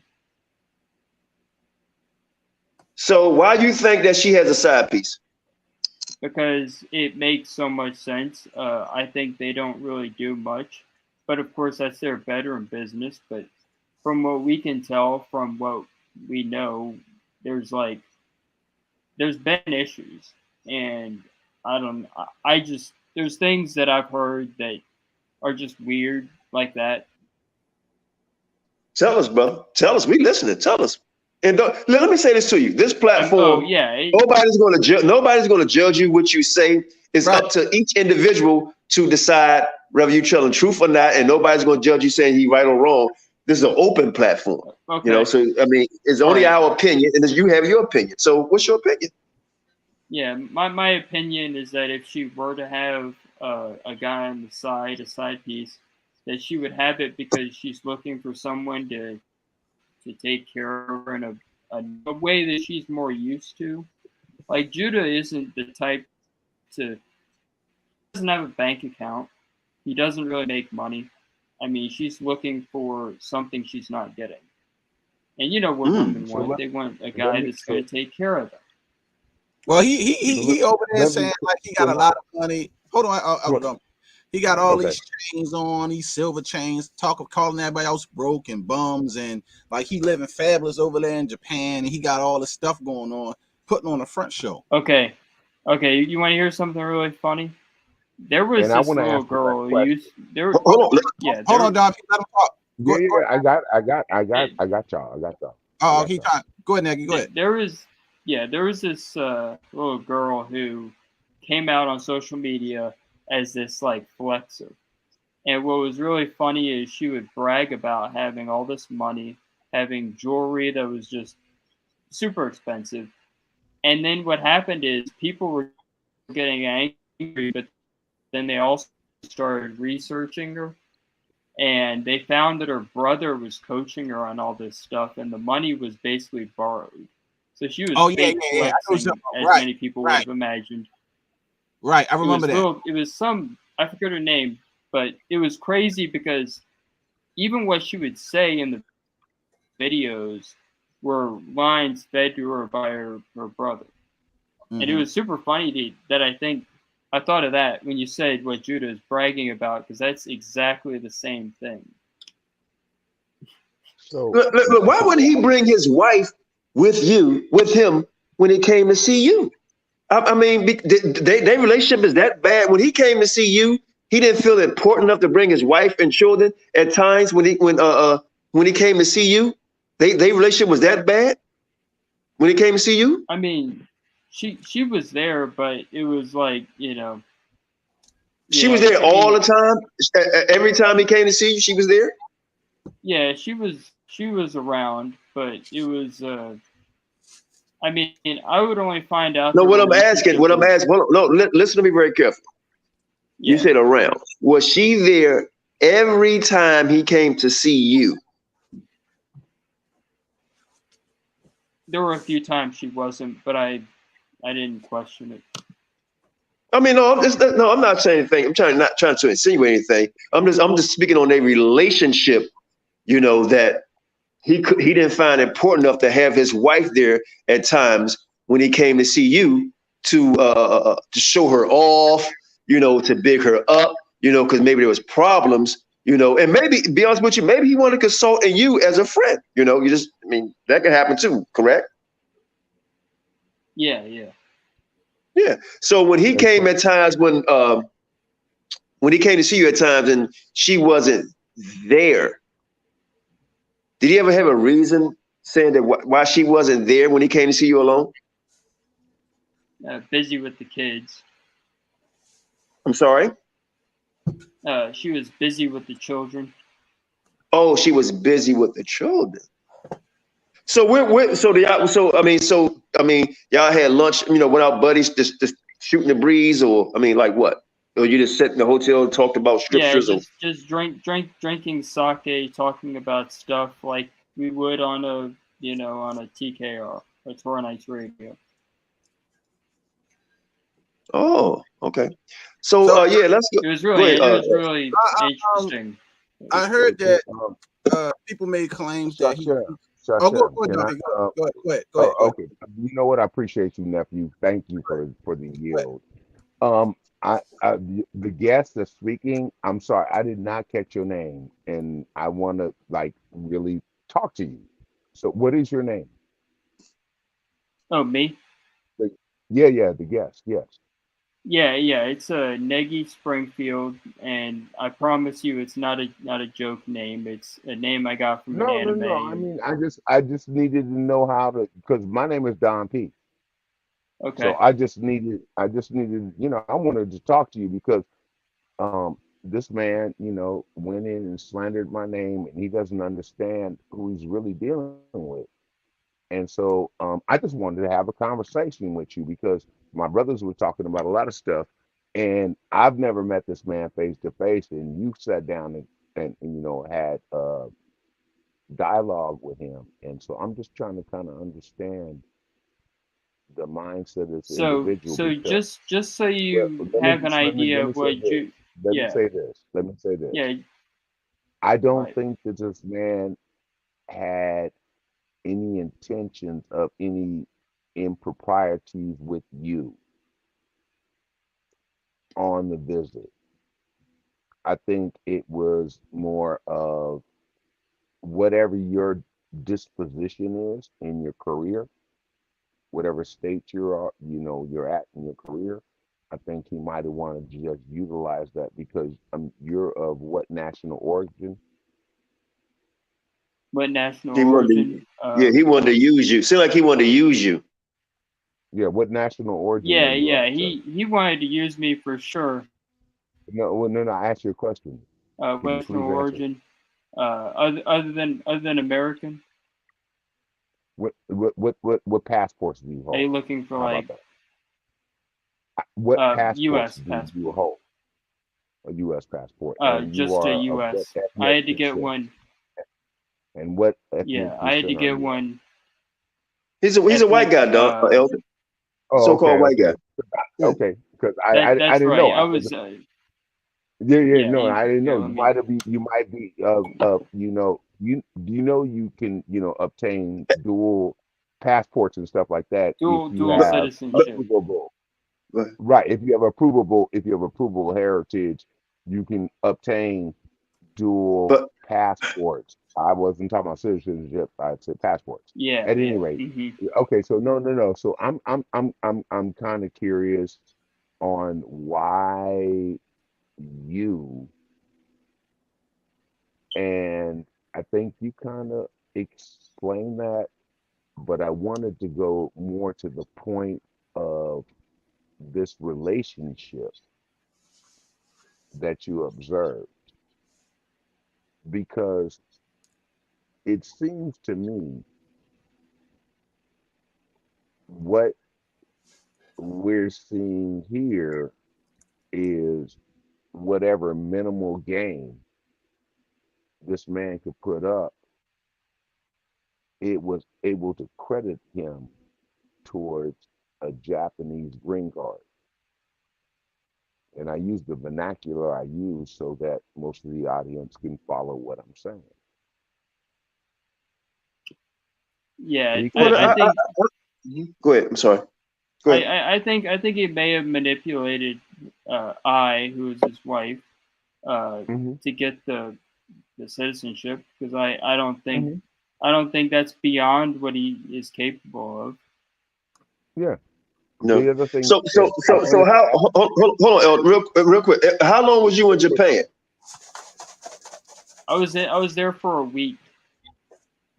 Oh, so you went to Japan for a week, right? So you can get to understand Judah Nazareth, right? So let me ask you this now. Well, we have to be real here, my brother, right? And I call you brother in the spirit. Now this is very serious because you believe in the Most High, right? You believe in the Most High, correct? Right. I believe in the Most High. Yes. Right. So you hold on. You was in Japan for a week, and I believe this. Now, you're not here to protect Judah Nazareth, right? I'm not here to protect him or slander him, but yeah. Exactly. So you was there for a week. Now, you may not want to mention it, So you was there for a week and you don't know his real name?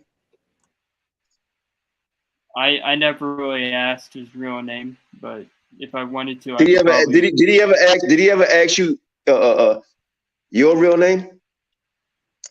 Oh, he knew my real name because my Facebook would have my real name on it, and the story behind that is kind of funny.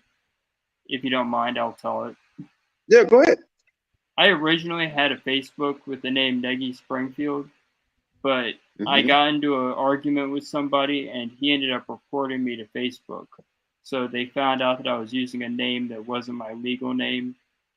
So I ended up having to pull out my, ID, put that on, camera, and then send that to them.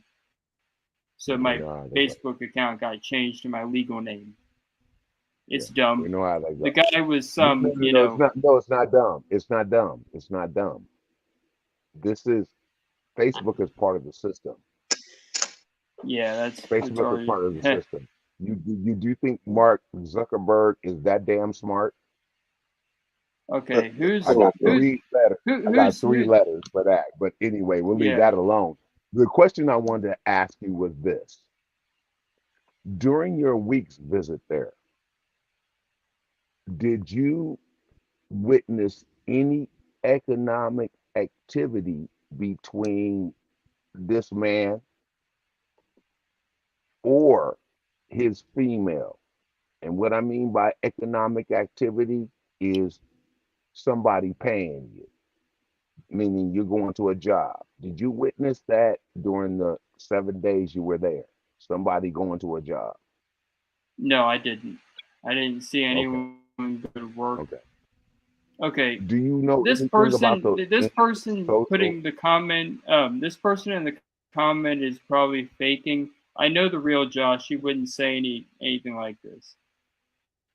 So that's you're right, and I know the real Josh. That might be Judah Nazareth. They be doing agent stuff, man.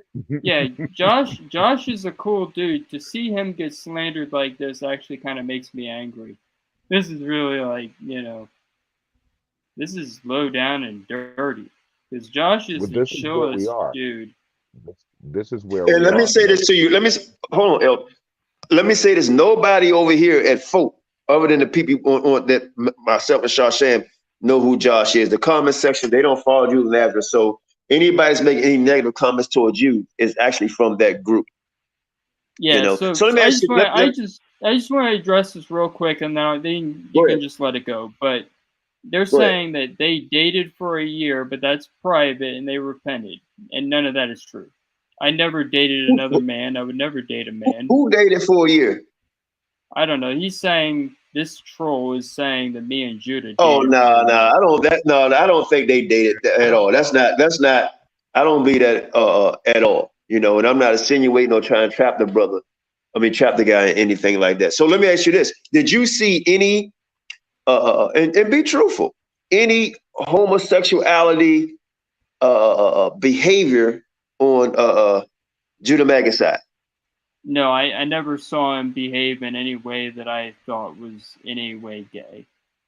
Okay, great. I never witnessed it with my own eyes. And when that whole thing with the hip hop website came out, I was on his side because I thought that it seemed so ridiculous. I was like, this could never happen in a sane world. I don't believe this. I'm like, no, you didn't leave those comments. You wouldn't leave those comments. I believe you, and I still do. You believe, and also you don't believe. Also, Don P. Also, you don't believe. Rob Rat was in a hotel with the pictures and videos of someone who looked just like him. You don't believe that was him either, right? I don't know, but Rob Rack is he's a funny. He's in a weird situation now. He's in jail. Yeah. Okay.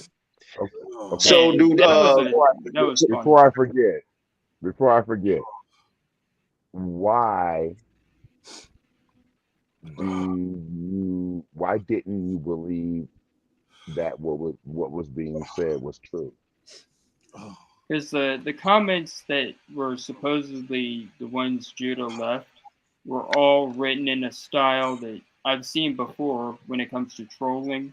And I have like an eye for it. Once you know how trolls write things, they'll write something so that it seems slightly plausible, but it's like there's an element of spite to it. It's like the person wrote it to make Judah look stupid, and they didn't even. So let me ask you. Let me ask you this.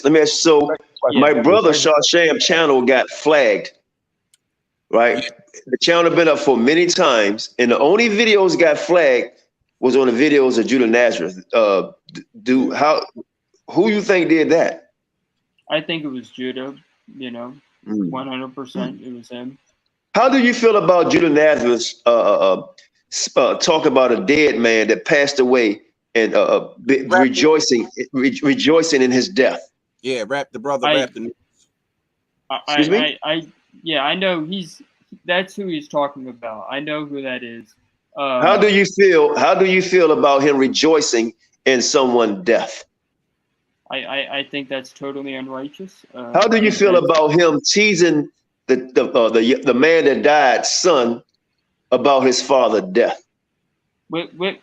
Totally wicked. I mean, how do you feel about the elder Don P? Like he said, my name is Don P, or myself, Qanath, and everybody in F.O.P.E accusing us of being flipping the strip or being homosexuals. How do you feel about him accusing us of that? I think that's uncalled for, and I think that's also good. Right. How do you feel about anyone? Because you follow the Bible, right? Yes, I do. Yeah. How do you feel about anyone that participate in a program where a man that falsely accuse people of being a homosexual or anything of the sort? And them people on the program, whether they agree or disagree, but on there for the entertainment. How you feel about them people? I think they're idiots following a wicked man, and then the Bible actually. So wait, hold on. I'm gonna let you speak. So in essence, what you said, Judah Nazareth is a liar, correct? Yes, he has lied. So he has lied about other people being homosexual. He's also said Rob Rapp was a homosexual. F.O.P.E is homosexual. And Killer B, he been claiming that he was a pedophile. Yeah, and he also said Killer B was a homosexual, right? And you said this man don't take care of his family, right? And his wife may have a side piece. All these different things. So, and he's a liar. Has he not lied on you? Yes, he has lied on me many times. So he's done it many times. So why wouldn't you think he would lie of him? Why would you think he's telling the truth? That what people put up of him saying Judah Nazareth ... that's him. Why you think that's not him? And he's actually been, and you admitted that he's lied on people, lied on you, lied on us. Why you think that this is something that he's telling the truth about? Because he could actually give a name as to who may have done it, and I believe it because there was a guy who used to always get into it with Judah, and the guy's name was Il Seed Killer, and that guy would imitate other people's accounts. So I believe it because of that. Because of that, okay. I respect your opinion, honestly. Before I let it go, Shar Sham, you saying something about the Kabbalah? Did Judah Nazareth follow the Kabbalah? Anything? Yeah, he was accused of teaching Kabbalah by many other brothers and many other people that was a part of Torah Nights. And I know you said you was reading up on Alex the Cromney, but what can you tell us about that? To an extent, he was actually taking things from Jewish websites, and he did get exposed for that, that was depressing. That kind of took the wind out of my sails for a little bit. So that is true.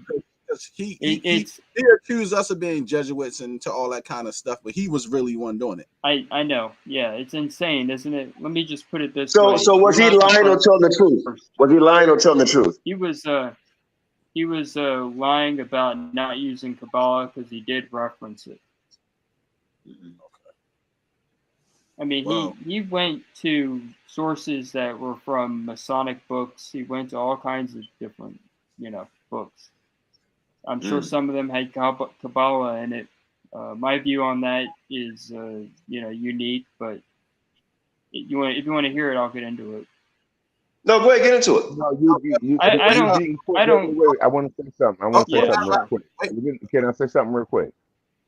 Go ahead. You being informed, you probably watched the videos, because I can't think you would do it any other way unless you weren't like me. Before I jumped on the platform with F.O.P.E, I would have watched all the videos around the topic that I was about to go into hell's fire into. Did you not see the hand sign, the Messianic Kabbalics? I got the picture. Hold on. Let me go to that picture. That he was making.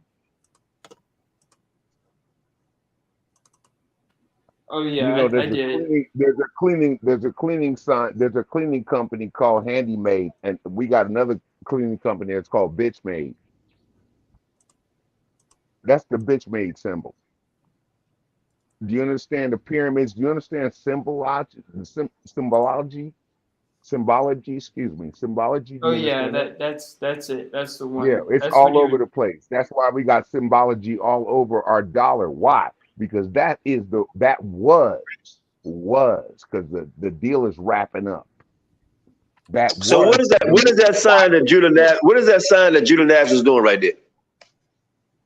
Go ahead and holler, young man. Yeah, that is known as the Vesica Pisces, or the bladder of a fish, and it's an interesting symbol because wrong. Yeah, I'm looking. Hold on, Don P. Don P. Don. Go ahead. Go ahead. Yes. Nagy, go ahead. Yeah, it's an interesting symbol because it's used in different logos for different occult organizations, one of them being the Order of Templi Orientis. But he's throwing it up because he was a Rasta at some point. No, stop. You tell us what it means. I don't want to know why he's using it. No, you said that's a temple of what again? That's a Vesica Pisces, or a bladder of a fish. It's an occult thing. It's an occult symbol. Of who? You said somebody else. You said somebody else when you said it. No, I said it's used by groups like the Ordo Templi Orientis. Stop. Who's that? So hold on. Who's that? What is that? It's a Masonic organization that would later become a Thelemic organization under Crowley. So under Crowley, there we go. Now we get into it. So that's under Crowley. And what does he represent? He represented himself as the Great Beast 666. Thank you. All right. That doesn't. Here's the deal. You can take it to that, but you're going to run into a dead end. What you're looking at is a symbol of the female reproductive organ. When you flip it around and bring it up, that's the male reproductive organ. Now we're talking about an obelisk. So yeah, when you put those two symbols together, hold up. When you put those two symbols together, you make the sign of Solomon. Yeah, that's you right. You don't even get the depths of what you're talking about, young man. That's why. Hey, Sham. Hold on. Wait a minute. Hold on. Be quiet. Everybody, please. We're not here to debate. Hold on, Don. We're not here to debate him. He came on here on his own free will, and I commend him for even coming on here, because we're a platform known for getting on people. So I'm not here to debate him. We're here to try to bring out knowledge, or not about what he know or don't know, right? Just tell us what you know. We're not here to go against what he knows, right? That's how he see it, is how he see it. How we see it is how we see it. And what we do is we use our experience, right? Because he was about to say what Judah Nazareth believe what it is, and we actually got him to show what it actually means. right? So that is an Alex Crovey symbol, correct? That's what you said, right? And you know what? I apologize, Nagy, young man. I apologize, young man, because I didn't mean to attack you, but it's this individual. Nagy, you got to take yourself off of mute. Came against me. Oh yeah, understand. it's also this symbol, this thing. See, this is the Star of David, the thing you're talking about. I just wanted to show that. It's kind of cool. So I apologize. Cool. So Nagy, so Judah Nazareth, it's been proven though, right, that this man Judah Maggot, he go by all these different name aliases though. Brothers prove that in the video here that he got different accounts from hip hop things and all different other websites that he got paper trails of him using these names. So can you explain that for us then and tell us how come he have all these different from MySpace and other things like that with him using those different name logos for us, like Judah Naz for short, Judah Nazara, Judah Nazara, even in his own account shown on the video when he was in his own video. I mean, he's just a mess. I mean, there's so many different sides to him that I'm sure he's created those because of his different, different. So you are in agreement now that he does have different accounts. Yes, he has probably, accounts across the internet. I believe. So it could be so it's a possibility that those accounts that were saying Judah Nazareth ... and going to a music account could possibly be his account.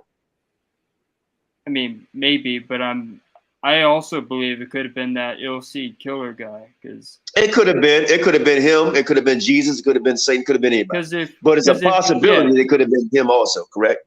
Yeah, if you hate somebody and you want to make them look bad and you think that the worst thing in the world is making them look gay, I mean, you'd probably do that if you thought you could get away with it. So Nagy, let me ask you a question then, right? I understand what you're coming from saying that, but Judah Nazareth did a whole show talking about another man's hammer. And okay. What kind of straight man do a whole live stream talking about another man's hammer and talking about his balls and he can't do this? And how would he know that?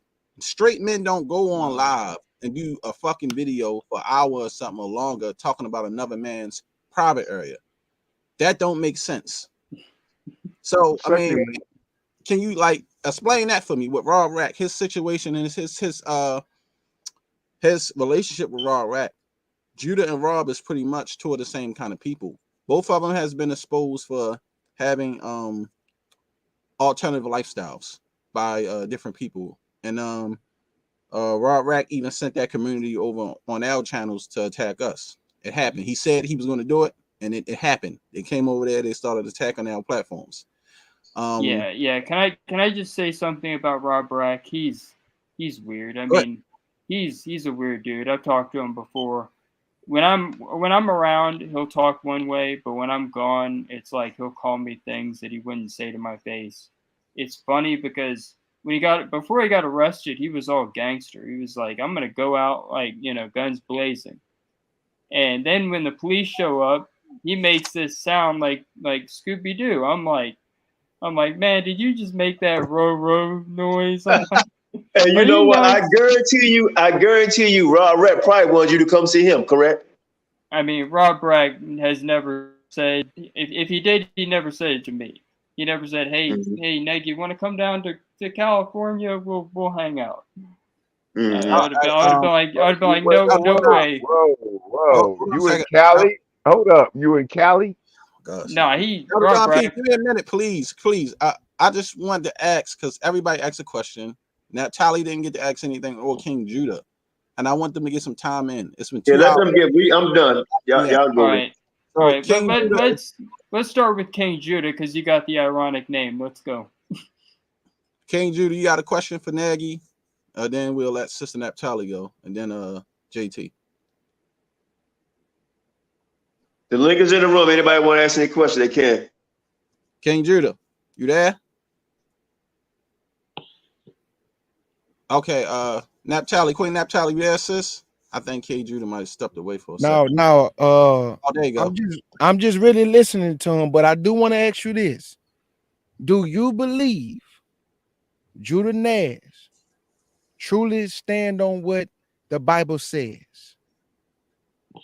If he does, then that's good. But what I've seen is I've seen a double-minded man, as you know the scriptures say that a double-minded man is unsteady in all his ways. I don't think he is very steady. Okay. Appreciate that. That's all I wanted to know. Okay. Queen Naphtali, you want to ask any questions, Queen? You can go ahead. I've been patient. I kind of miss. I'm sorry, I've been doing homework and stuff with the kids. I kind of missed some things. So can he do a quick rerun about how what is he exposing? I went to see Judah Nazareth. I met him in person. I basically got to meet his wife. The things that I saw in person were pretty much what I expected. But when I would talk to him on the internet, he would seem to switch between personas depending on who he was talking to, and I could tell he absorbed from everyone. So like he would say things like he would pretend to be good at languages because he knew that I was good at languages. So this guy was like the master of just doing things to appear smart, like he was good at everything. But he would get it from other people. Oh, and his wife has. So you're basically saying like he's a charlatan? He's a charlatan, he's a fraud, and he basically took me for a fool.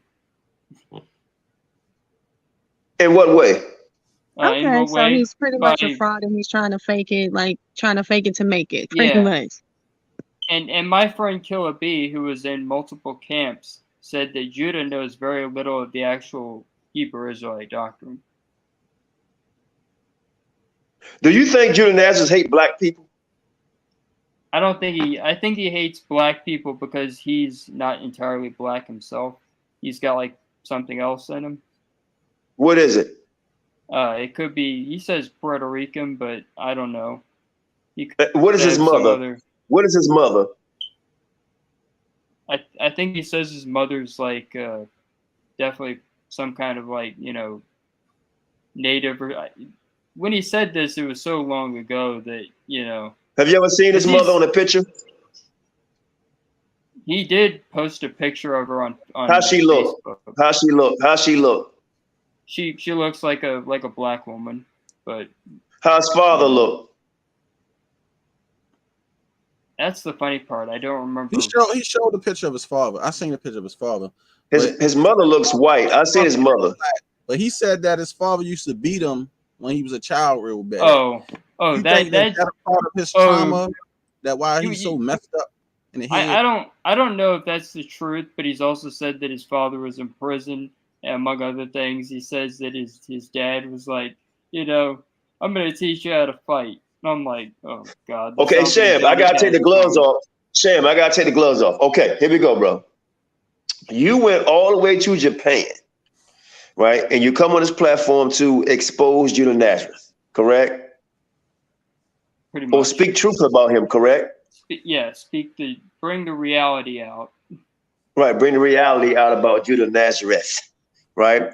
And pretty much you have, right? As a fraud, as a hypocrite, as a person who don't take care of his children, who wife basically has a side piece that he don't really respect himself, right? So, but I got to go here because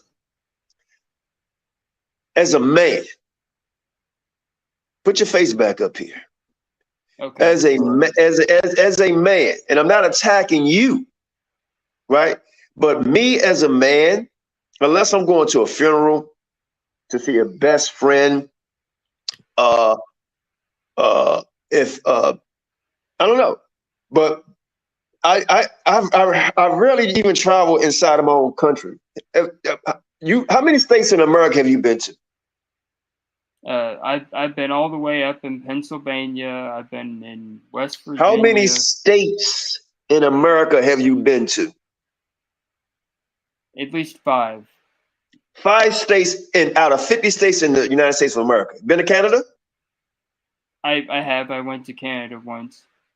How many? It's 13 countries in South America. How many you been to? None of them. None of them. Been to Canada, 5 states in America. In America, Puerto Rico, province. No, yeah, I've never been. Hawaii. You're gonna get the same answer. I've never been. Or Neva, Alaska. And the reason why I'm going in, I'm not trying to get on you. The reason why I'm going, because I find it very interesting that you would travel all the way to Japan to meet a man. Well, no. Listen to me. I'm not jumping on you, right? Because I'm trying to figure out Judah Nazareth, what was in his mindset, because I believe follow me here. I believe Judah Nazareth brainwashed you into thinking or making you thinking something that he is that he's not. That will make you, only out of 50 states in America, you visited 5. One country that you've been through outside America is Canada, and South America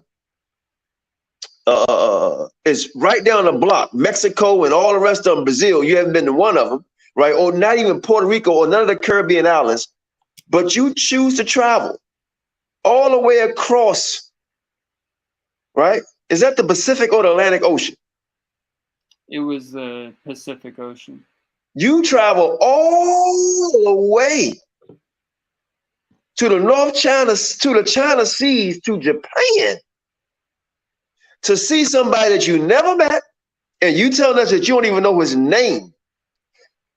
And you said at one time that you never met his wife, and then you said you have.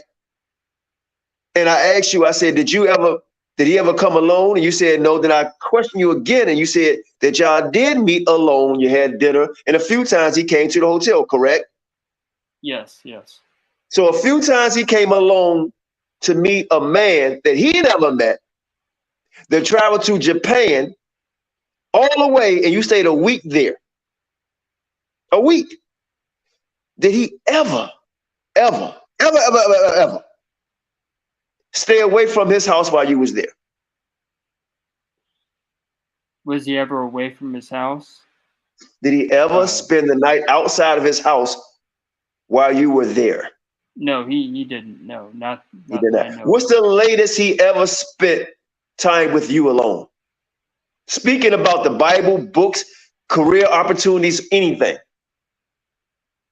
I mean, it was never anything too crazy. It was just hours. How many hours did you guys spend on talking about books, philosophies, religion, politics, clothing, rapping, business? How many hours did y'all spend alone? I'd say 2 hours probably every time. It was like Torah Nice Radio. So 2 hours all the way to, you went all the way to Japan, and each day only 2 hours. I mean, I was doing other things. I was also seeing with who?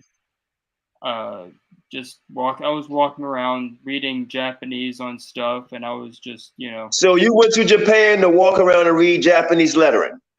I was basically doing touristy stuff, but not, But you came there to see Judah Nazareth, correct? I did, but I also found time to do other little things. I mean, it was so Judah Nazareth. How far you was away from Judah Nazareth's home?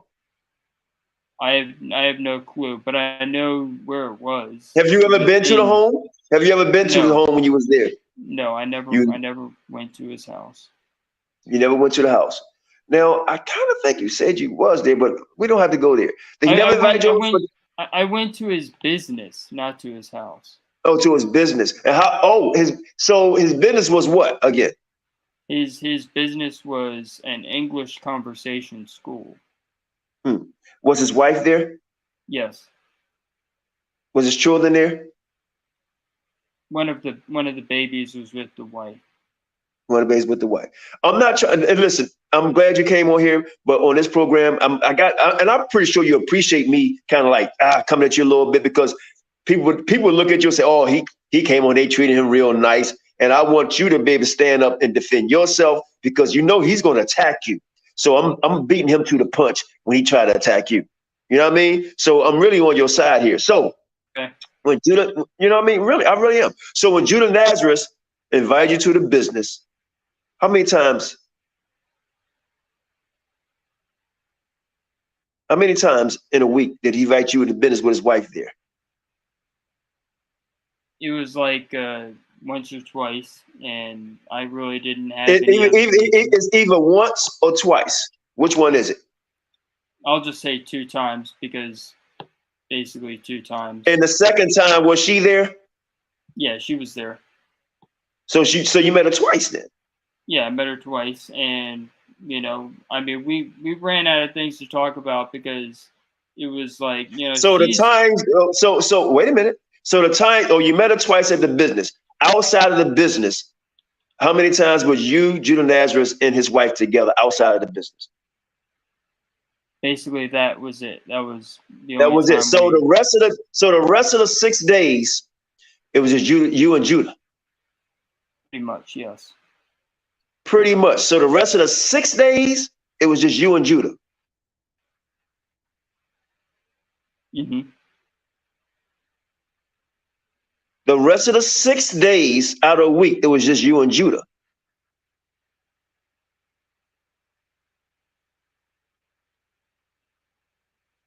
I'm listening, sir. Yeah, that's correct. And them 6 days, how many hours each day y'all spent together? Roughly 2 hours. We never really hung out for longer. So you spent 6 days. You spent 6 days together, 2 hours each day. Pretty much, yes. So in them 6 days, 2 hours each day, what was the conversation, and where did you go for on a Tuesday for 2 hours? There was a place that had this dish called gyudon. You know what that is? It's like rice, but it's got like a kind of beef on top. Mm-hmm. It's good stuff. It's actually really good if you go to Japan. So y'all went out like I would say like maybe a farmer's market, or could have been a restaurant, or yeah, there was also places that sold vegetables. There were interesting little places to go, and just things to see. And so he know you was coming all the way from Texas to Japan, and he would only spend 2 hours with you?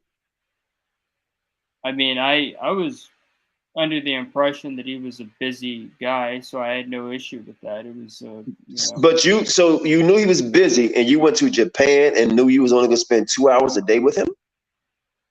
I mean, I was just happy at that point. I was happy to have any. So what was the conversation before you got to Japan? There was no conversation, we're going to do this, we're going to do that, we're going to do this, we're going to talk about this, we'll go here and go there? Yeah, there was basically, it was on Facebook. I was messaging him and just trying to figure out the details. You still got the message? You still got the receipts? No, I deleted my Facebook. So y'all talked about doing what before you got to Japan? Just meeting up and just doing the stuff we would do on a TKR. And what's that? And what's that? Just talking about different topics. Like could you not have talked about that? Could you not have talked about that online? I did. I actually have talked about stuff like that. But what I'm saying is that the 2 hours that you spent each day, how long? What was the longest conversation time-wise before you went to Japan that you and Judah Nazareth talked? Before, the norm was to have 5 or 6 hour broadcasts.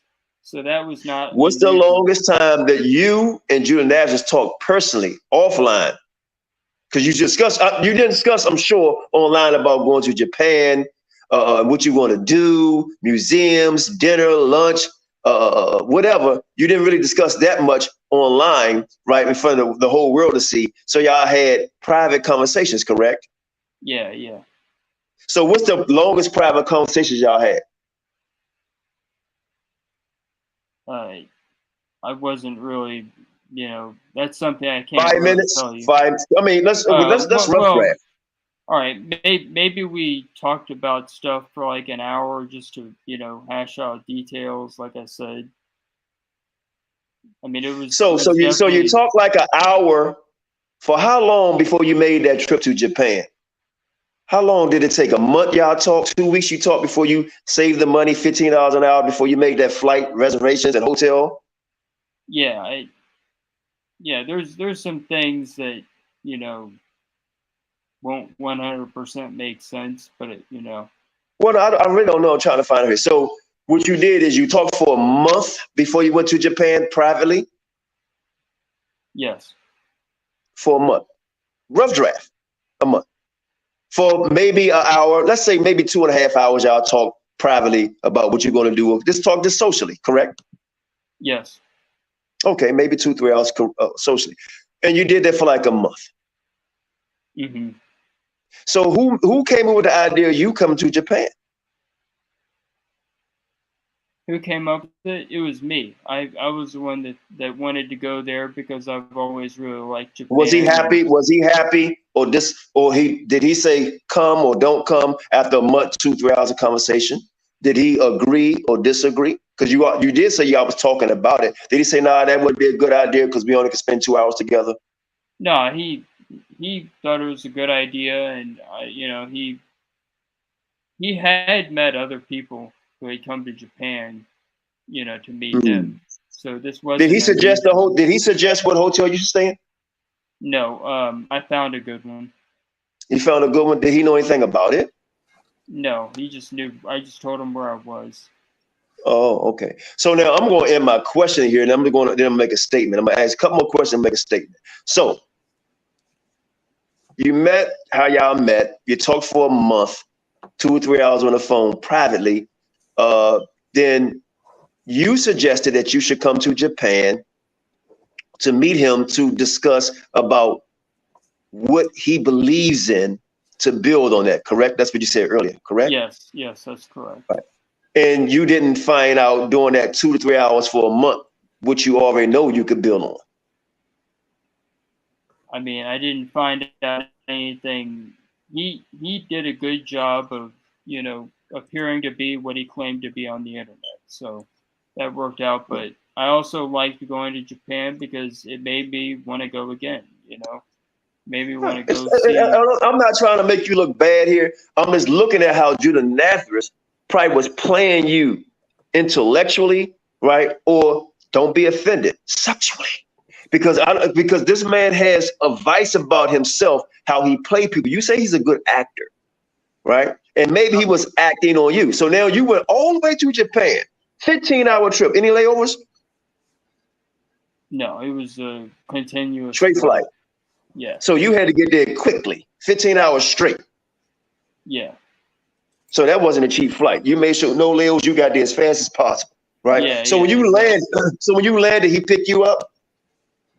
No, I got off and I took a bus all the way to the hotel, and then I contacted him, let him know that I was in the country, and then when you let him know, that you was in the country, did he like diss you, or did he like come immediately as a friend? Yeah, he was like, "Oh, that's awesome. That's great. It's good that you came all this way to to meet me." He was flattered by it. He was flattered. That's great. He was very flattered, I'm sure. Yeah, it was otherwise very positive. Nothing to it. Okay. So let me say this to you. I was not trying to trap you up or make you look bad anyway. I commend you for coming on here. I'm not trying to accuse you of anything, right? What I did was try to, and listen what I'm saying. I really mean that from the bottom of my heart. And the reason why I came like that, right? Not saying you, because Judah Nazareth tried to accuse other people of being a switch hitter, and not saying you, but any man, because I can see you and look in your character. And some people say, oh, no, y'all had other intentions, whatever.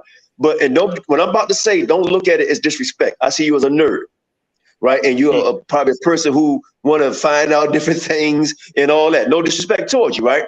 But as a so-called black man, I ain't inviting no man, right, all the way from Texas to Japan to see me after talking 2-3 hours. No way. Only person I'm invite like that is a woman because I have intentions, right? And that's Intentions. what I wanted to ask you. Do you think he was luring you to Japan to try to have some type of alternative relations with you? I don't think that I think my reaction to that would have probably been enough to scare him away from that. If he had tried anything, I probably would have flipped like crazy. I would have probably gone nuts on him. Mm-hmm. And I believe you. I believe you. I would have don't gone. think he had I would have intentions gone like that, so. but I believe he did. I would have gone so crazy on him that he probably would have been like, "Yo, Negi almost tried to kill me." That's what he would have said to the public, because I probably would. Qanath, can I say something, Queen? Sure. Yeah. Now, what part of Japan did you fly to meet Tokyo. Judah? Tokyo, that's the main city. Okay. It's a big. What big was your city. first impression? What was your first impression of him when you met him? He looked pretty average. He had his earthy or puff up. I mean, it was kind of freaky at first, but it wasn't. I kind of got used to it. It was like, all right, you can't really help that. Mm-hmm. Now, when you met his wife, did she seem that she was distressed or happy being around him? You know what I'm saying? She seemed pretty happy to be around him. She wasn't, there wasn't any tension in the air. It wasn't anything weird, but it seemed normal. Mm-hmm. Hey, JT, real quick, JT. I'm sorry, you go right back in. What was the name of that business again? Because sometimes people be under alias. What was the name of that business again? What was the name of the business again that he invited you to? The school? Oh yeah, it was Good Eikaiwa. Good. Can you put it in the comment section? Then JT can finish up. Can you type in the comment? Thank you. Appreciate that. Yeah, I'll type it because I know how to type. I can type in Japanese, so I'll just show you guys what name. If you can do English and Japanese, we would really appreciate that. Thank you. Yeah, I'll do that. Maggie, type it in the private chat. No, don't type it in the private chat. Type it so we all can see it. Oh, yeah, you can type it in. Yeah, I got this. This is it. There you go. That's what it was. It was the English word good, and then it was eikaiwa, which is English conversation. Oh yeah, there's more to it. So that's the name of the business. That's the name of the former business or business today. He still runs it. He has an Instagram page for it and everything. Oh really? What's the number? You know the number there? Type that in there. Go ahead, JT. Ask your question. Yeah, and to the business, because I got family over there in Japan, right? And he speaks French, right? And a few of them like, so if they teach over there, hell, we might can do business together. What's the number? But go ahead, JT. Put the number in there too. Yeah. From your impressions of him, do you think that he might be living a double life, like he might be hiding something about his personality? But I don't think he's when it comes to sexuality, I don't think he's actually gay. Okay. I'm gonna land my plane. That's all I want to ask. Well, far as with me, I believe the man is hiding something far as with that kind of behavior, because straight men don't behave the way he do. Like invite all men all the way to Japan. I'll be honest with you. You see how we in a room right now, we can all talk around men or men that's okay with their sexuality. Nobody's over here boasting or trying to make themselves seem like they better than all the other men on the panel. When this guy around a bunch of other men, he has to put on a persona like he's a gangster or he killed people and raw rack the same way. And that's what I'm saying. People, birds of a feather flock together. Those guys are one and the same. Both of them had allegations of living alternative lifestyles. They both use the same tactics. They're attention whores when they're around other males, or they feel like they don't fit in, And like how you being yourself, Nagy. So I can respect you, whether you're a nerd or whatever you into, anime and stuff like that. Guess what? I wouldn't look down on you because you being who you are. So you're fine with me. But guys like that, they're not comfortable in their own skin. They have to put on a persona to fit in around other people. So you're not doing that. You're not on here saying flashing guns and I'll do this and da da da. You being yourself. So I can respect. I respect that too. But Judah Nazareth and Raw Rack, they're not being themselves. They got like personality disorder. They trying to present a false character that they want you to believe that this is who they are. And this is Shay, why. Go ahead, I'm sorry, Shay. I'm sorry. Because somebody said something in the chat. Because look, if somebody come to visit me, I take them to nice spots or famous spots. And that was a good question. 2 hours a day for 6 days a week that he visited you. He didn't take you to any famous spots. He came to the hotel to see you a few times and spent 2 hours there in the hotel, right? The whole 2 hours in the hotel. Did he take you to any famous spots in Japan?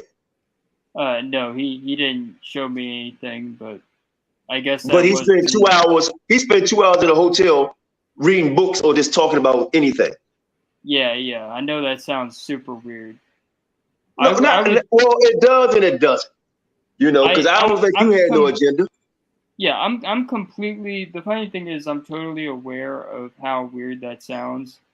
It's something that if anyone else said it to me and I didn't have I have my own understanding of, you know, what I would allow someone to do and what I wouldn't. Like if someone tried something, I would, like I said, flip out.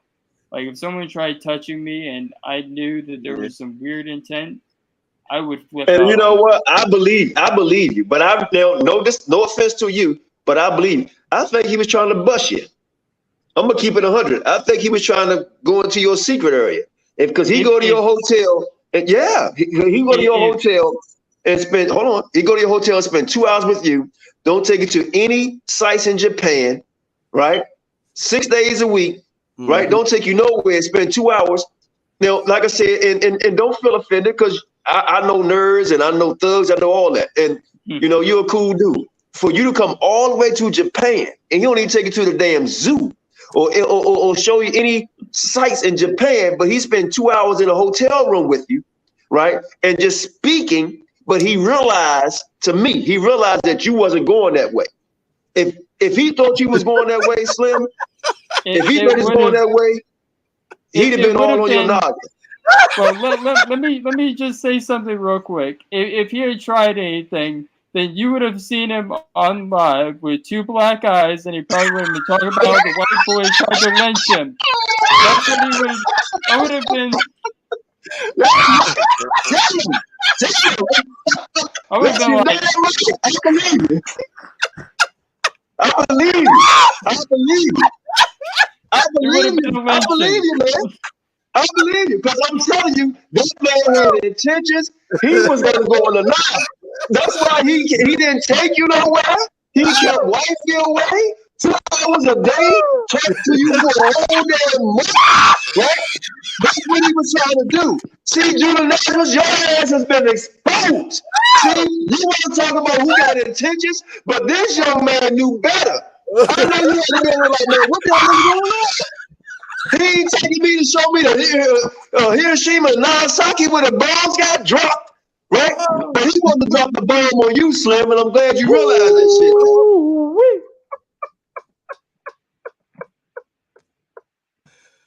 Oh God, I'm sorry. Now I ain't gonna never invite you to see me, right? not that I don't like you or dislike you, you know what I mean? Because you can't learn nothing from me that you can't learn on the internet. You know, a lot of people don't invite, but that man invited you 15 hours away. 15 hours.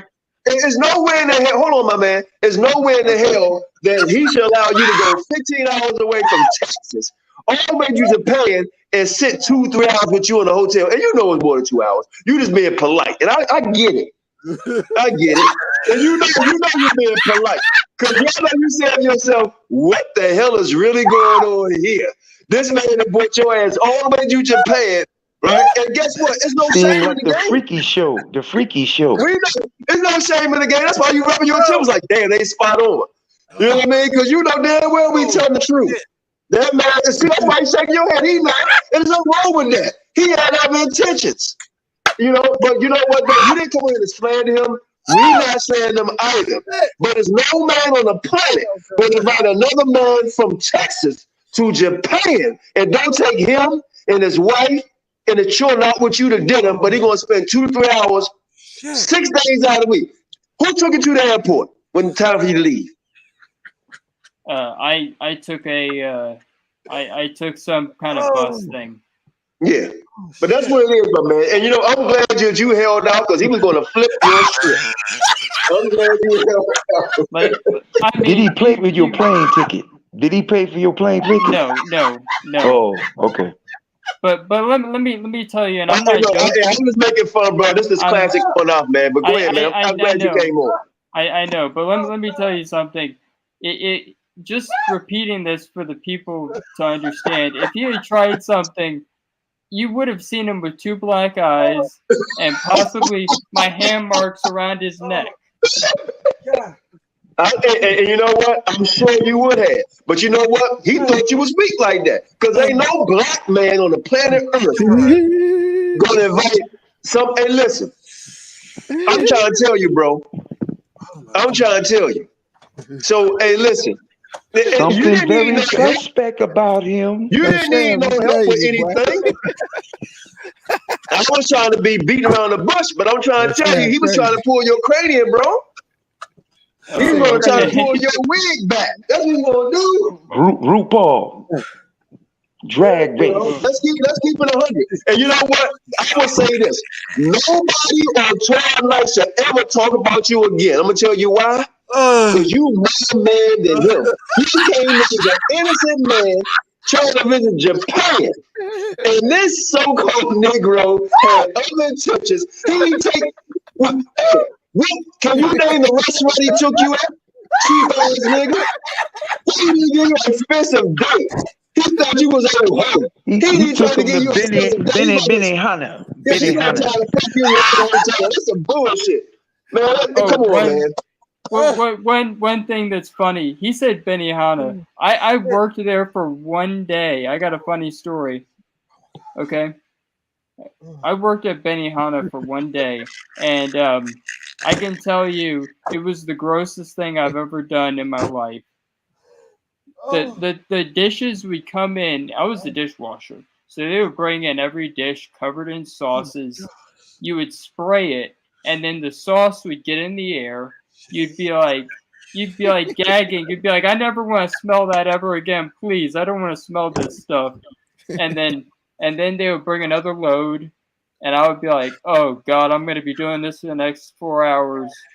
I'm going to end up dead. Hey man, hey, look, do me a favor, brother. Do me a favor. Take your hand off your throat, because I'm telling you, Judah Nabs is looking at you right now.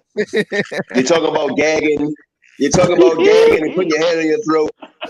Judah Maggot is looking at you right now. I'm trying to tell you. Oh, don't tell me. Don't tell me. Oh my God. I'm trying to tell you, Judah Maggot is looking at you right now, brother. Now he's the one that's been exposed. Hey man, I got a lot of respect for you. You held out like a true champ. You know, he thought you was a real nerd. And look, you know these type of stories happen, right? And you probably want to say it. You had to think this is some weird shit. This is some weird shit. I didn't come all the way to Japan. I'm glad you come up. Hey, look, I didn't come all the way to Japan. This nigga ain't taking me. We going to talk about some stuff. He's going to spend alone with me. So stop trying to take up for him. That shit is true. You admitted it, man. Hey, look, I'm gonna be honest with you, bro. I was trying to practice law. I'd have been a hell of an attorney, bro. I was conquering before conquering was conquering. All right. And I'm trying to tell you, man, he was trying to get up. He was trying to find out. He was trying to find you out, Slim. Yeah. And you know what's so funny is when you were questioning me, the first thing that came to my mind was, am I in the interrogation room? You didn't even tell me I had the right to remain silent. Nah, and folk, you don't have no rights over here until we say so, goddamn. Right? I know. Wait, we deal like America deal. America say you're innocent to proven guilty. That's a damn lie. You're guilty and just proving innocent. Damn it, that's how America rolls. So we're gonna roll just like the forefathers here in this country did. You know what I mean? So you prove yourself a bit innocent. Judah Nash is a perv because ain't nowhere in the hell. Look, my buddies might come to me from Chicago, Carolina, Cali, and when they come, I'm gonna show them a good time. A good time. Judah Nash wanted to show himself a good time, brother. You held out. You held out, man. You held out. Shit, you should have bought. Did you bring your chastity belt? Because I'm trying to tell you, man, that man had other ideas for you. For you. 2 hours, 3 hours in a hotel. Now, look, let's get on a serious tip. Now that you open it up a little bit, pause. What was y'all talking about for 2-3 hours in the goddamn hotel room? It couldn't have been just scriptures. Just stuff that had to do with like Torah nights, but he also probably was interested in the whole magic thing because he wanted to understand. Did he try to do magic in the room? Yeah, he was. I was showing him stuff. I was doing like because there's like his favorite musician is David Copperfield. You were showing him what? Hold on, you were showing him what? He was showing you what? What magic? I was showing him like banishing rituals, and he was like interested because there's like one where you mention archangel names and stuff of that nature. So what ritual did he perform in front of you in the room? He was listening to me. I was doing all the talking. It was now you in hindsight you can say was he looking at me in a weird way? I don't know. Was he looking and going, "Wow, I like what I see. This is good." So where was he sitting at? What side of the bed he sitting on?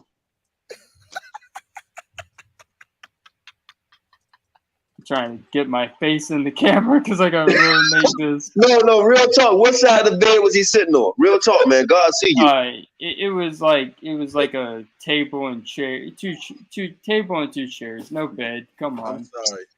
I'm just messing with you, man. I'm just messing with you. I'm not completely without a sense of humor, but it's like, yeah. Don't give the people the wrong idea. But you got to admit, and we having fun with you. You cool with us. You got to admit, the man invited you over to Japan, and he don't take you to like a fancy spot, show you or show you where to get clothes. I'm completely aware that if you take a chick out, you're gonna show them something cool. You're gonna show them something nice. You're gonna be like, hey. This city has a nice skyline. Let me show you the nice skyline. Right. And you take it there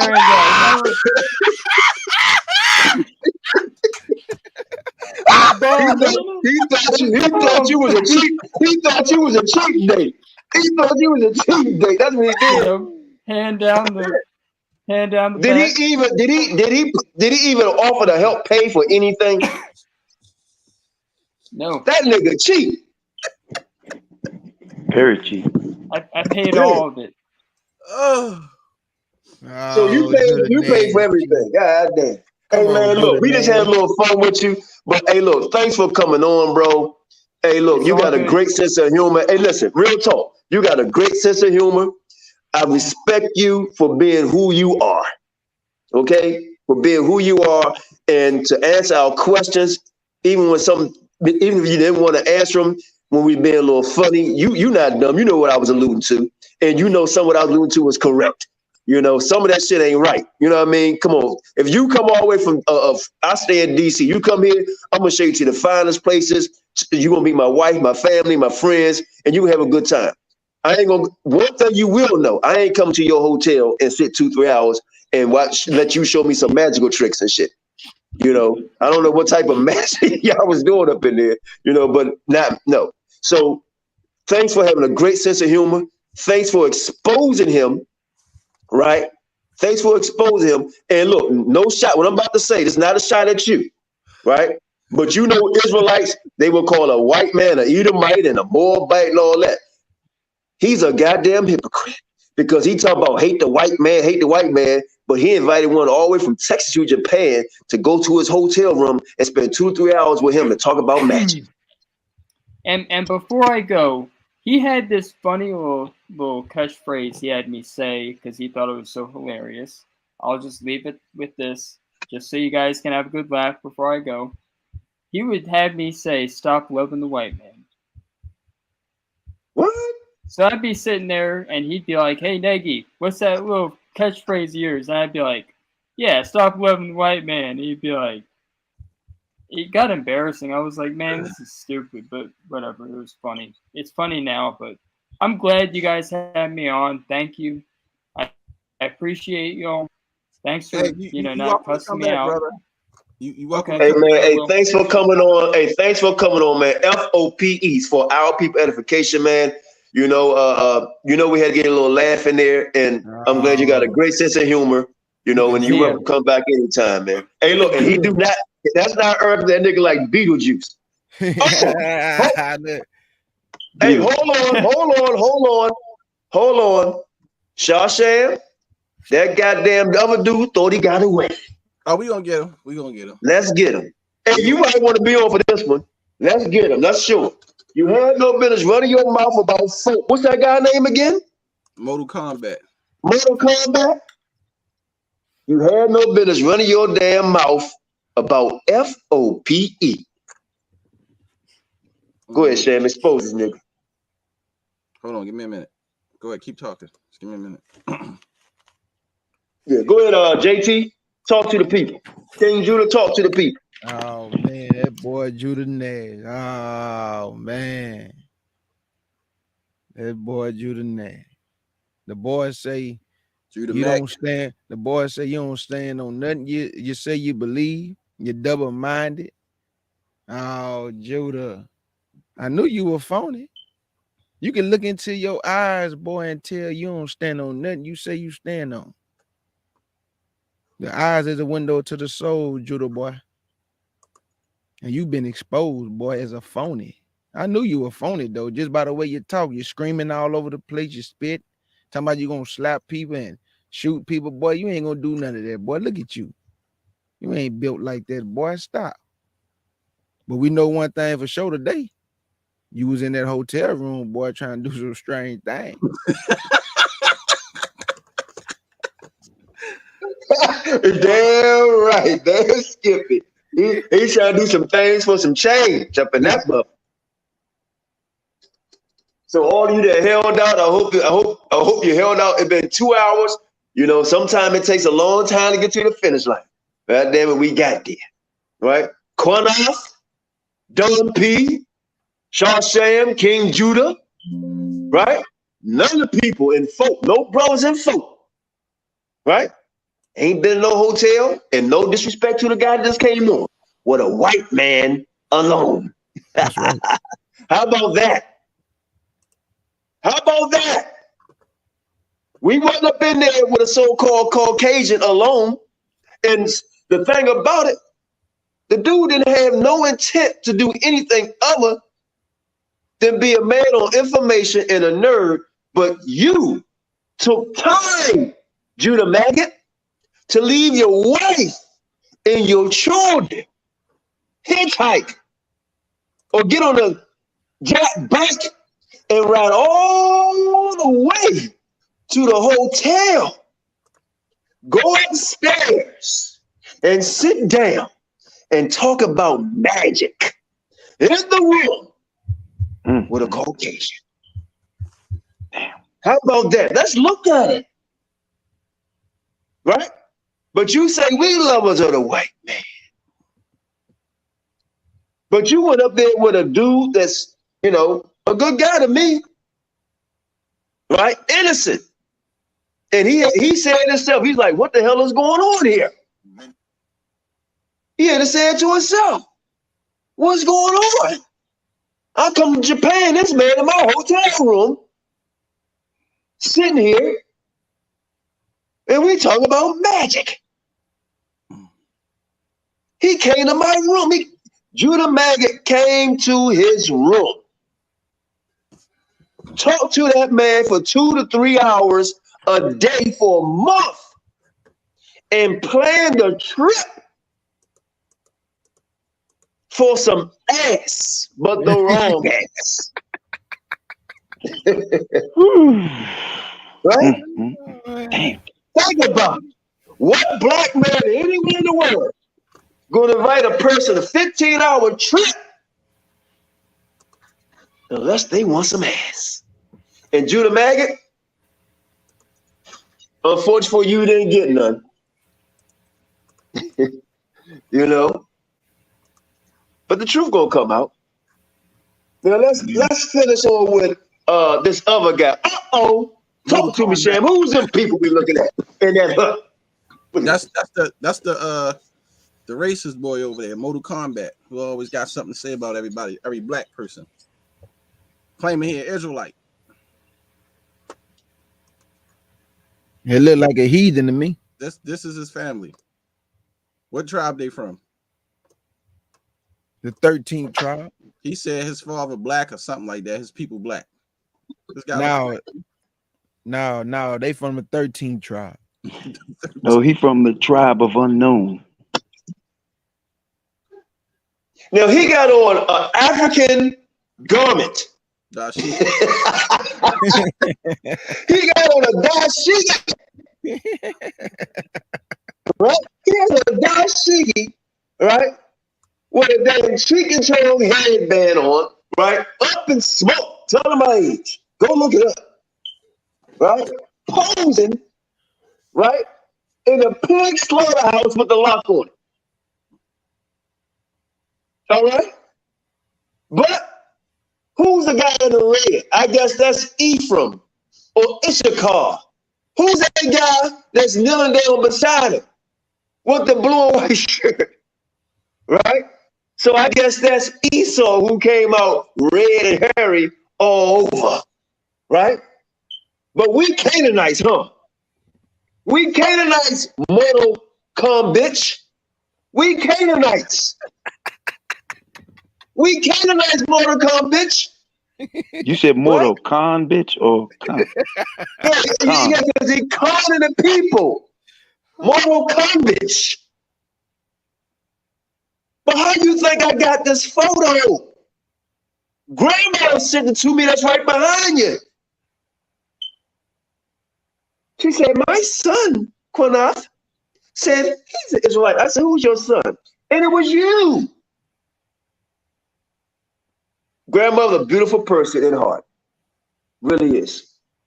No disrespect toward her. But you a disgrace. You are a disgrace. Not just to your own kind, but people, period. You are not an abomination, nigga. You are abominable. That's what you are, right? You lower than low, right? You lower than Judah Maggot, right? Because you are a culture vulture. Damn, that's low. That's what you are. I was just about to say that, boy. If that boy lower than him, boy, hey, boy, you low, boy. You are a culture vulture. But according to One West, he ain't got to show his father, do he? Shar Sham, pull that nigga father up. He ain't got to show his father, huh? But we gonna put his daddy up, right? But no, he an Israelite. So wait a minute. He's on the walls of Egypt.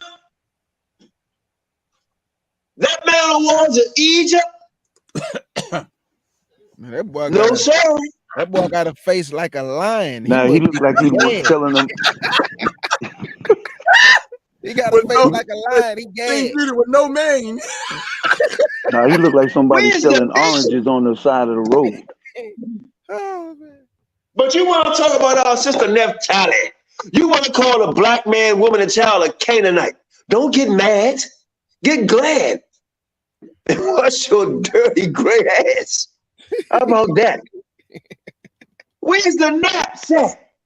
Where's the kinky and curly at? Where is it? Hey, Shar Sham, show his brother. Show his brother. You want to get down to it? We Canaanites, huh? Show his brother. I think some of them pictures went away. Hold on. Oh, no. Is he on here or wait? No, that's grandma. Those are pictures she sent me. No, I don't have it anymore. No, one of the share links disappeared. Oh shit, did it? Yeah. Okay. Yeah, but see, Mortal Kombat, you ain't never want to show your face, but your avatars got you looking like you're black. But you looking like Benny Barbarino on Welcome Back. Welcome back. Yeah, you just been exposed. He got afro hair. Look at this nigga hair. Nah. That boy want to be black bad. Too. That boy got a dashiki on. That boy trying hard. Come on. It ain't gonna work. I'm gonna land my plane. Y'all go in on that goddamn Canaanite. To me, he looked like a mortal sin. Hey, King Judah, I need to hear some goddamn JT right now. That's what I need. I need to hear JT. That's what I need. I need to hear the JT that we know that don't cut no goddamn corners. Already. You sure? JT don't cut no corners. Goddamn it, let swing the damn better swing. That's what we say back in the day. Well, Mortal Kombat, the only thing I can say for you is you better lift some weights because you're going to be in them fields working real hard, very hard. And if you don't keep up the standard, I'm damn sure going to take that whip and beat your ass. Okay? It's a damn shame, man. What tribe he come from? That's what because all 12 tribes is Negro. Damn sure ain't no 13. So what tribe he come from? My brother's what going nation this nigga? What nation this nigga come from? The tribe of Hey, Shalom, family, Shalom. Big What's salute, up, Swarthy? my brother Swarthy. Big salute. Swarthy, what's your take Man, on what's this? going on? Why we got a portrait of the Bourgier family on our page right now? What's going on? I don't know, man.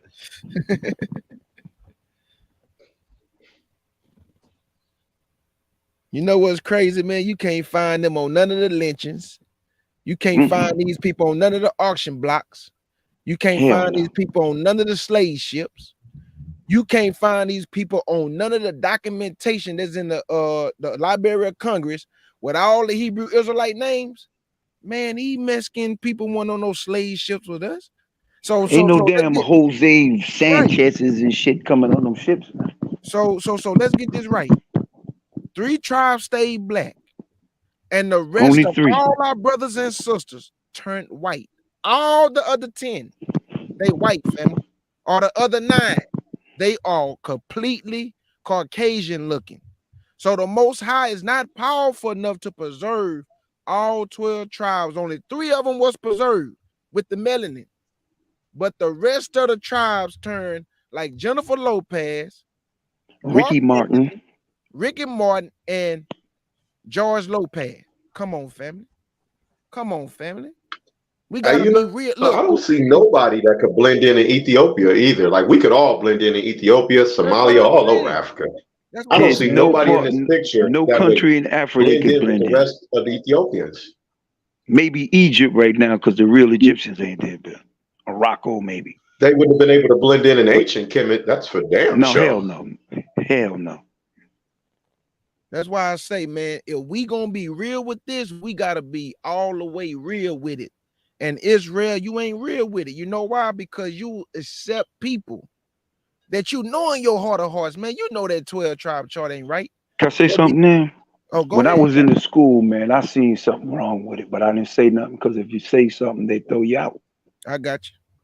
I seen people that look like him a few.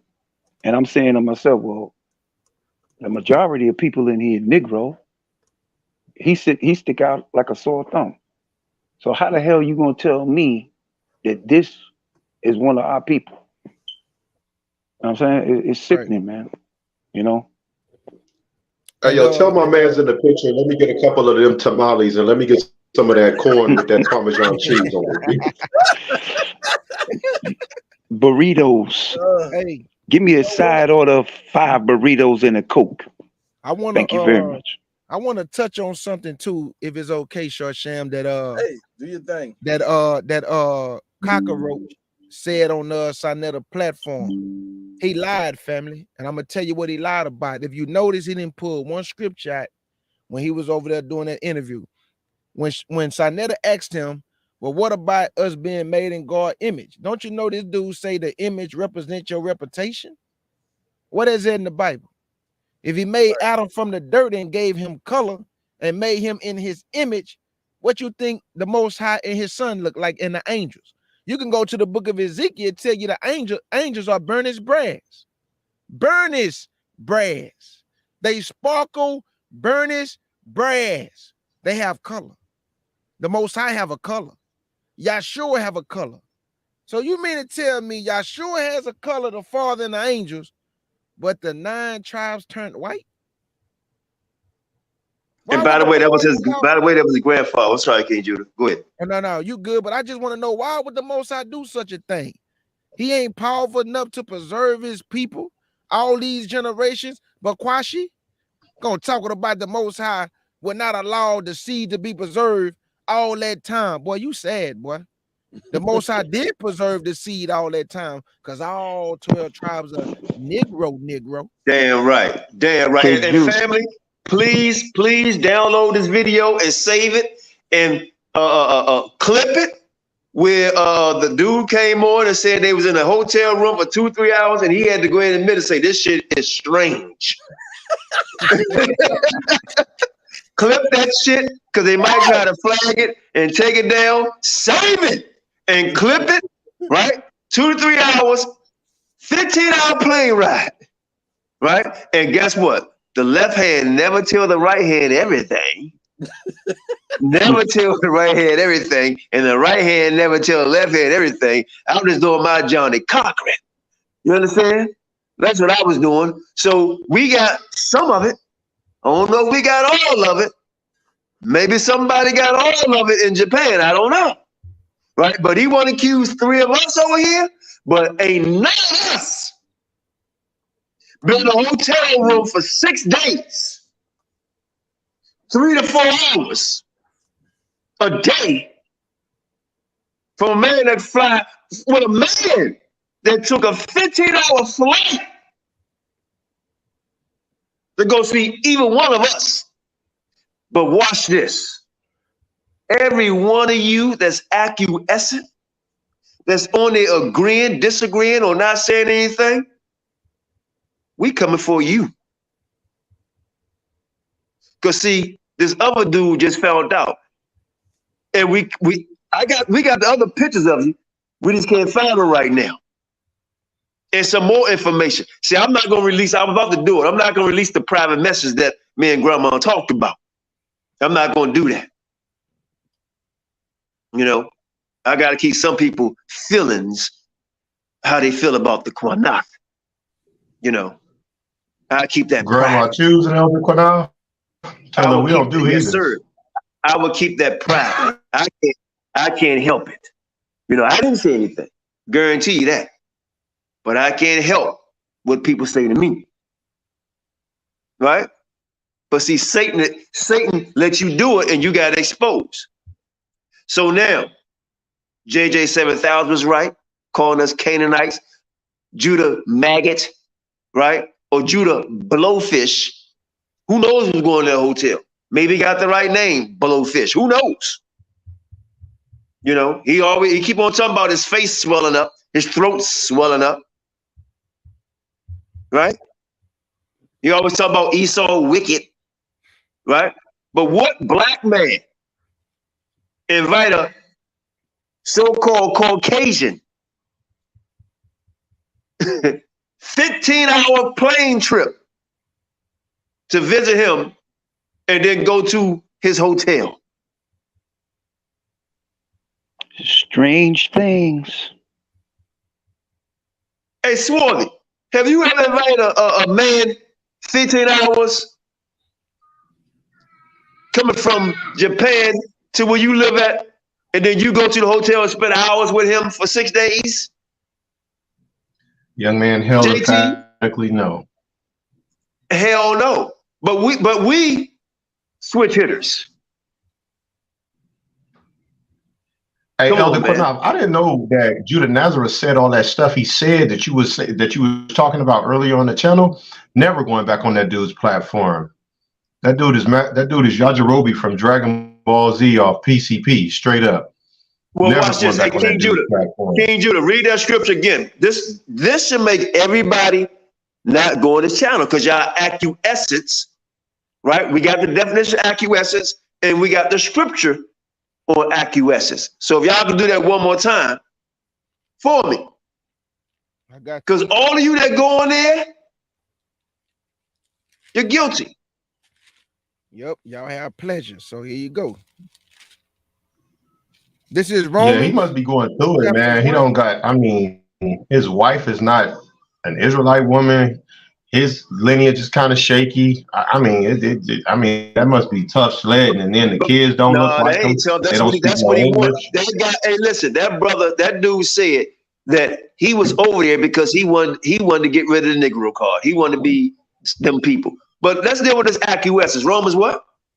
Romans chapter 1, and I'm gonna pick it up at verse 30. And everything I'm about to read apply to Judah Naz, or Judah Nasty. This is Romans chapter 1, verse 30, and it reads, he's a backbiter, a hater of Yah, despiteful, proud, boasters, inventors of evil things. I don't know about his parents, disobedient to parents, without understanding. Hold on. I do know about his parents. His mother white and his father black. The Bible talks about unlawful beds. Oh, there you go then. So we know about their children should bear witness against him. He's was born of an unlawful bed, and he's a hater of the Most High. Bear witness to his own parents because they broke the law. But go ahead. Guess what else he is, elder? Without understanding. Covenant breakers, without natural affection. He lied on everybody over here. He don't got no natural affection, man. Implacable, unmerciful, who knowing the judgment of Yah, that they which commit such things, in verse 31 and 30, is worthy of death. You lied on every man over here, dog. You're worthy of death, man. That's what the Bible say. Not only that do the same, but have pleasure in them that do them. And everybody over there with him.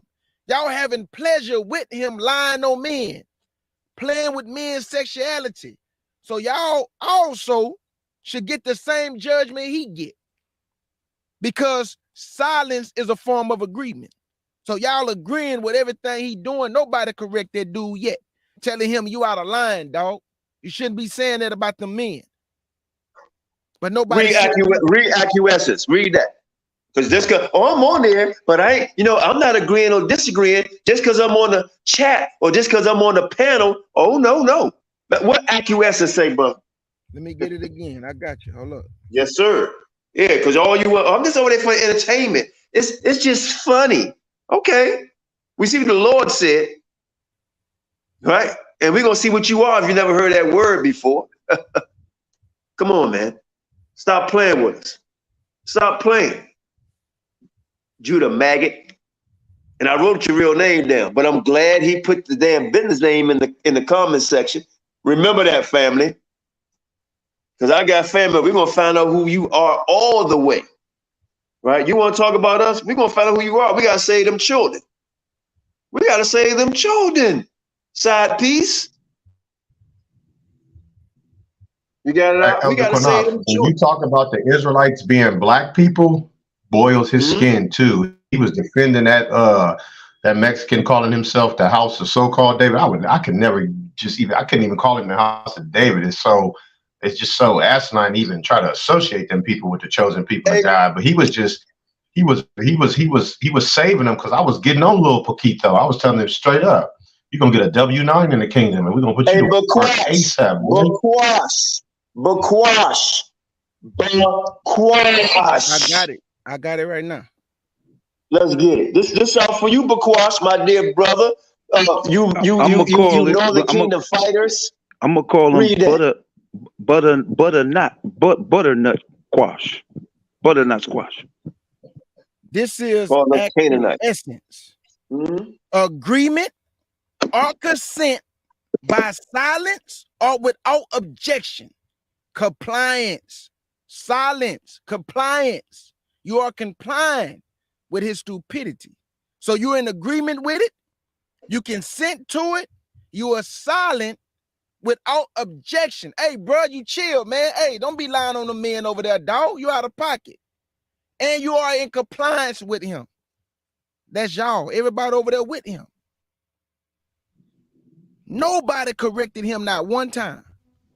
Playing with men, bro. Every man on this panel, if we was face to face with you, would knock your spirit out your nostrils. The Most High brought me back right into the place. We know you wouldn't do that. He wouldn't do that face to face. Let's be real. It's nothing but men over here, man. 10 toes down men. Nephew. He the most. No, Judah Nazareth, you don't want them gladiator game type of smoke sessions. Hey, bro, I had you sign a waiver and I'll meet you at a dojo in Japan. Facts. Hey, listen, the Most High brought me back to the place because y'all noticed I wasn't on for a minute, but he brought me right back to the place, and this is purposeful. Remember, I stated that I filed a complaint or a claim. A claim is an action against an individual where you intend to extract from that individual the harm that you allegedly suffered.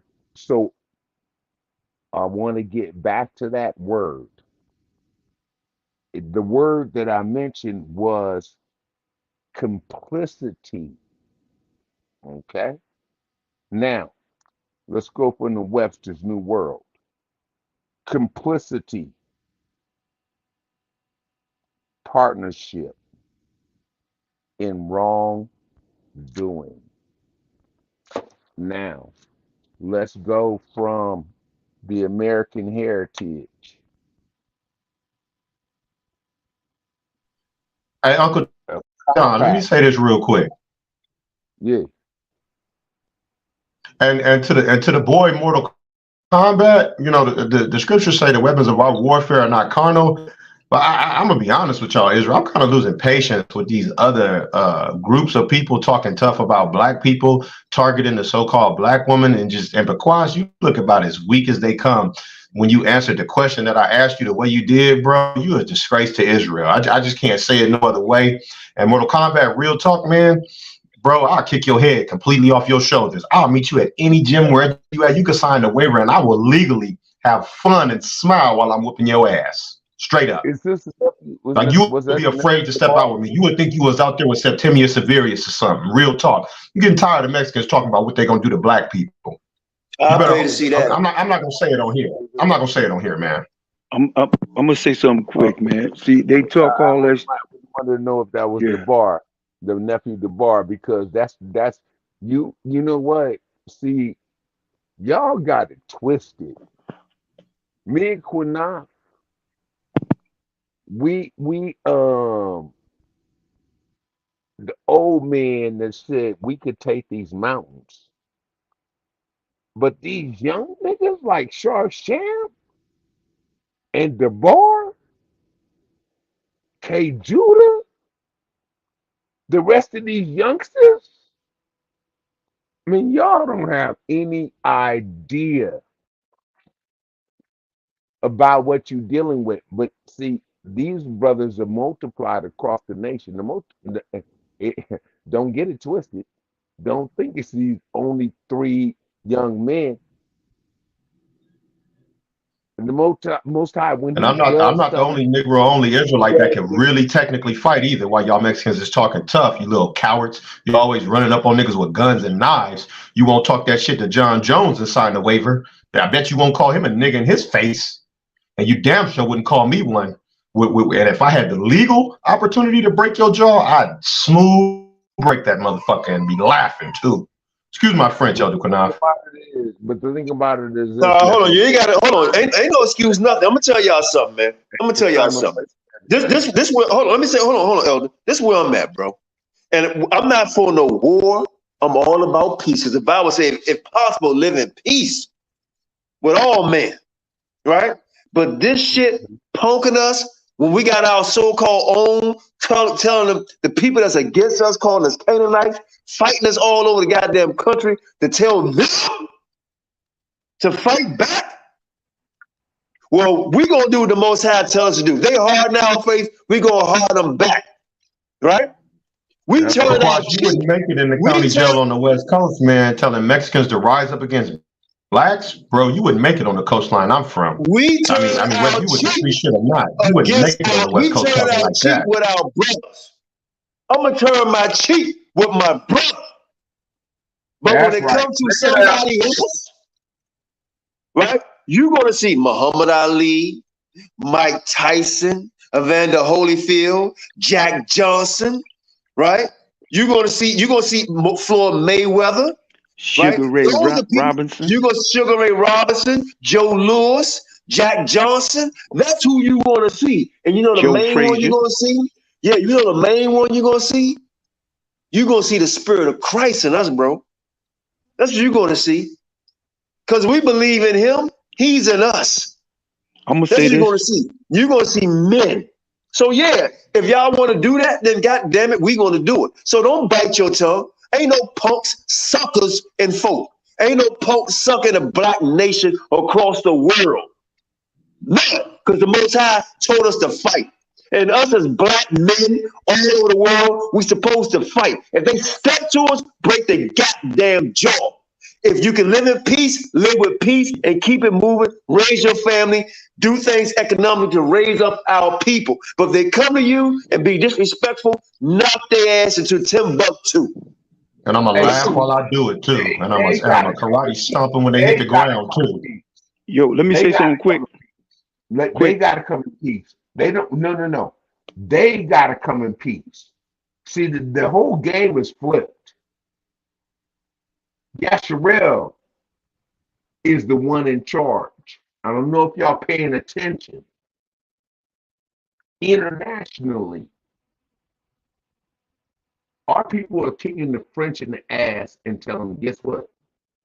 The pimp game is up. You're done. Here in America, we like, guess what? The pimp game is up. You're done. The alliances of the branches are coming back together. And guess what? We're watching Babylon fall. The game is done. This is done. So, Rob Rat and this Bussy Quash, fuck these niggas, man. We live in prophecy. We ain't got time for these little hobos.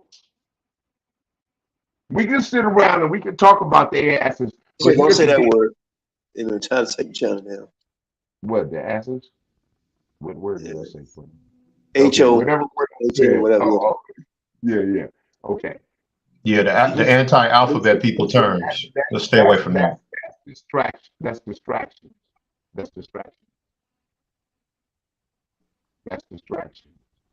Yeah, let me say something.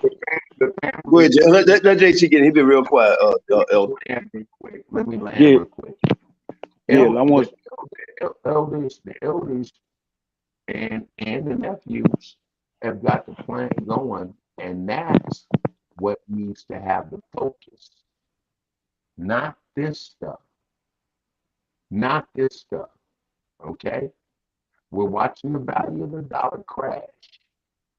And if y'all didn't hear anything we said before all this other stuff, it's time to look at your liquidity and start to move your equity. This is a distraction, y'all. Just like the Oscars and everything else. Those are distractions. Let's stay focused on what we need to do and what we're doing as an economic force, as a family. That's what we need to stay focused on. DeBar, when I talk to the nephew, the program is sweet. Let's not get caught up in this, okay? Hey, let me say something real quick. Let me say something real quick. Hey, Corey, you're right. It's not about Mexicans, Latinos, right? Because don't get caught up in that. JT, you next. Don't get caught up in that dogma that we're against them. I'm not against no race of people. I'm only against people that's against us, right? And I'm gonna be honest with y'all. Let's be real.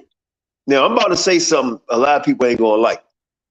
Right now, as a people, we ain't got time to be holding hands with everybody, man. I'm not saying we can't be friends, and I'm not saying we should be foe. But right now, at this moment, is stop this goddamn fantasy land that we should all build together. Ain't nobody building with us. If you sit there talking about, oh, that's kumbaya shit, right? That's not happening in America or anywhere in the world when it comes to a black man, woman, or child with any other race. They all doing it for themselves, and just because you go eat with them and all, that's fine. But when it comes to your economics, when it comes to your health and your safety and where you live and how you live, they don't give a shit. Let's keep it on. They don't give a shit. So this is what we should do as a people. March for you. And I ain't talking about kumbaya up and down the goddamn street. I'm talking about build with your people and say hello to everybody else. And don't hate nobody else. But as far as joining hand with people and shit, no, we ain't got time to join hand with nobody. Because we have no country. We did right? So it's not like we get Mexicans and all that shit. It's more than it is us. Right? So we're not against anybody. But right now we ain't got time for no goddamn friends. Ain't nobody our friend. Ain't nobody our friend. No, listen to me. Nobody is our friend. See, this is why they killed Malcolm X. Right? This is why they killed Martin Luther King, Marcus Garvey, and all them. Right? Well, y'all keep on, hold on, brother. When y'all keep on thinking people your goddamn friend, they're not. And watch out for the ones that look like you, because they're the worst. The Bible speaks about them. They the worst. Right? And them Jezebels. Right? The scriptures say, you are like your father, the damn devil. I'm talking about Israelites. So I'm not about building with nobody right now. I got so-called people who not black, this associate. But I'm not trying to build with you on economic level, because eventually my shit that I'm trying to do, I'm going to be benefiting your people. My people need help right now. My people need help. That's where we at. JT, holler at me. Yeah, I want to say something. All these Mexicans, y'all want this smoke, but I'm going to ask you a question. When them Spaniards came in there and was kicking y'all ass and trying to enslave you, you know, we black folks, we came in your aid and liberated your ass. Y'all better look that up.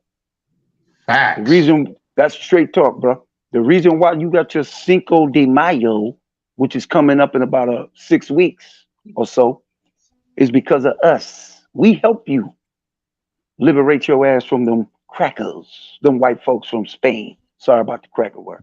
Them white people from Spain, Spaniards, conquistadors.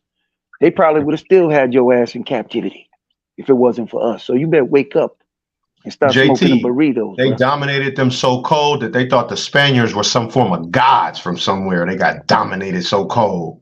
No doubt. JT, it was like these gods came from nowhere and they worshiped them.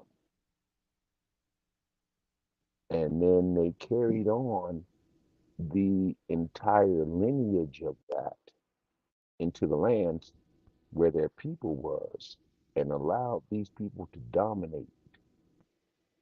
And the beautiful thing is this: we're alive to see the end of the domination based on the history that the creator of all of this gave to the special nation of all the nations, gave them this information to see the time that they're living in. And it's a beautiful time. Scary, but beautiful. And the fear of the Most High is the beginning of wisdom. And so the time that we living in, it requires wisdom for us to understand what he already said he's going to do and that he's doing now. We're Hey, look, watching. Elder, look, man, look, we ready to get, we ready to get out of here. We've been on here for 3 hours and 15 minutes. This is how I'm rolling from here on out, man. And that's on Yeah. Black consciousness, on anything. This how I've been rolling like this anyway. I don't know if y'all been catching my drift. I've been like this for years. If y'all ain't about black only, man, kick fucking rocks, right? That's where I'm at. You know, straight up. That's where I'm at. If I'm not about, hey, look, I'm about peace with everybody, but I'm not about unity with nobody right now. You know, for as far as I'm concerned, I don't want to march with nobody else. You know, I don't think we got the same fight. You know, or we can help each other. Let's get together and join and fight the white man. Nah, no, I'm not joining nobody else to fight the white man, right? And we don't want nobody to help us fight the white man or the Chinese man or man. I'm about just we should just be about ourselves, and that's it. Anybody come with that bullshit, kick rocks, leave me alone. And anybody that come on this channel and try to preach that shit, you getting blocked. You getting blocked. I don't want to hear nothing about, well, you know, we got to be friends. We can be friends, but I don't want, oh, that's a good guy.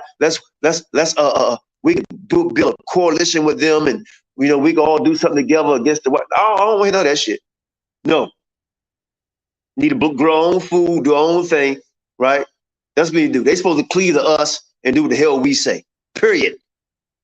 Period. We the head munchos. We the head people. Ain't nobody equal with us. There ain't no bucking up against the natural branches. Period. Period. Talk that talk. Period. What part does y'all, and anybody that's messing with another person that's not black outside our race, kick fucking rocks. Don't come around me. Don't come around me, and don't bring that shit up in folk. If you done it before then, you know what? It is what it is. But don't bring that new shit around us. Period. Yeah, then we creating the race how it's supposed to be, like the Most High intended for it to be. Black and Negro only. Period. Of the seed of Abraham, Isaac, and Jacob. Period. Anybody that speak against that, kick rocks. I'm for black people, man. Woman and child. Right? So you let a dude like Judah and Maggot and all them, even the guy that came on, nice guy, but we ain't gonna join no hand, no fight together.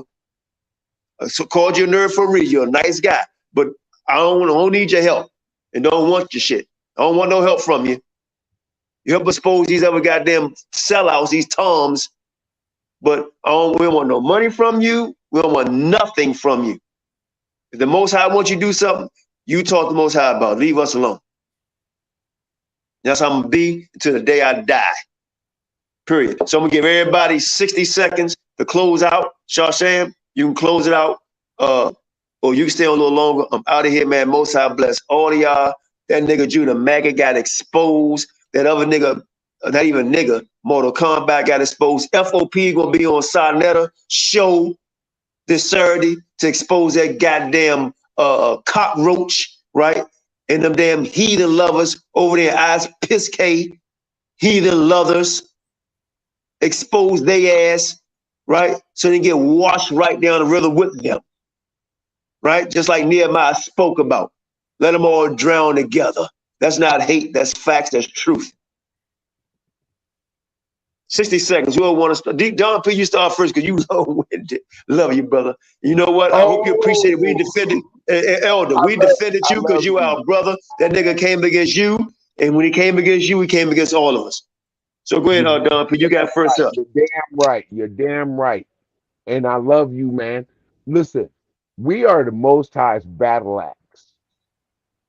And thank you for the Gentile that came on to do the exposition of these people that live outside of the realm and ordinances, the judgments, the standards, and the commandments of what we're supposed to live under.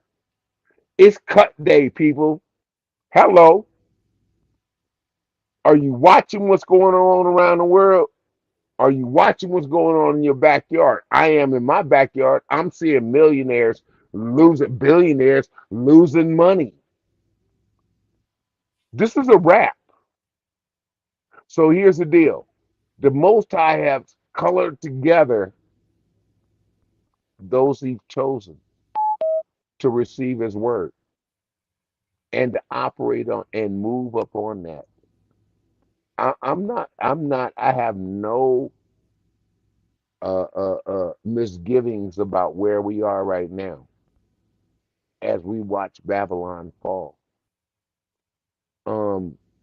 Man, I have so many feelings that it's just like, all I want to say is this.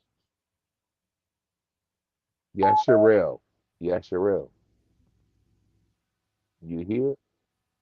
You're in the right place, because there's going to be many false prophets that come into the world, and there already are many false prophets that come into the world. Stay with those who are teaching you the truth, because that's all we're going to have in these end times is the truth. I don't know what else more I wanted to say about that. I didn't really want to get into the whole slander thing. That's a whole different thing. I'm gonna be talking to the team about how we're gonna address this, but we are gonna address it. Don't think we're gonna let this. You think we just talking? We're not. We don't do that. That's not what we do. Complicity is part of the complaint that I filed with the Department of Insurance against a major insurance company in California today. We don't play this stuff, and the Most High doesn't either. So you got these fake ass wannabe us folks that might be melanated. They playing like they us, but they complicit with the doctrine of these demons that are running this world. And F.O.P.E and the cleanup crew is here to take care of the mess. And we gonna do that, the Most High willing. And There. No doubt. Next up, no doubt. Thanks, brother. Shalom. Hey, I wanted to say all praises to Yahawashi Yahawashi, to the 12 tribes scattered abroad, so-called Negroes. Peace and grace be with you. I've been, me and Qanath been talking a little bit about something that may take place in California that could really change the landscape of our communities in general, and it might actually start with us in California. I know Uncle Don, I know where you at. The brothers and sisters there, per descendant, they probably gonna end up getting the most. So the possibility of something really big happening for Black people might actually start in California. And Lord willing, Elder Qanath can do a show on it, and we can find some information on it. You know what I'm talking about, right, Elder? No doubt. We already talked about it. We're going to do a show on it. I mean, just let me know when you're ready. I'm up. I want to do a little bit more research and pull up all the websites we need to go to so we can track and follow how well it's progressing. But I mean, basically, Israel, just to give y'all a few jewels, Black Californians might have some serious power to help a lot of brothers around the Americas in the event the other states don't want to do the right thing by them, because there's a small possibility that they may perform an act of doing the right thing by Black people on a real small level. So we'll do when it's time for us to bring forth the show. It's going to be a beautiful show, and it's going to be powerful, man, because there's a lot of people that don't want us to get that, and there's a pretty good chance that we're going to get it. So all praises to Yahawashi Yahawashi, and peace and grace to the family. And Uncle Don, you already know. You ain't got to worry about them bums and Mortal Kombat and them over there selling tamales, and then you got Judah, who you know he ain't a real one. What type? Why would you run to Japan? Why didn't you run to Africa, nigga? But I digress. Go ahead, y'all.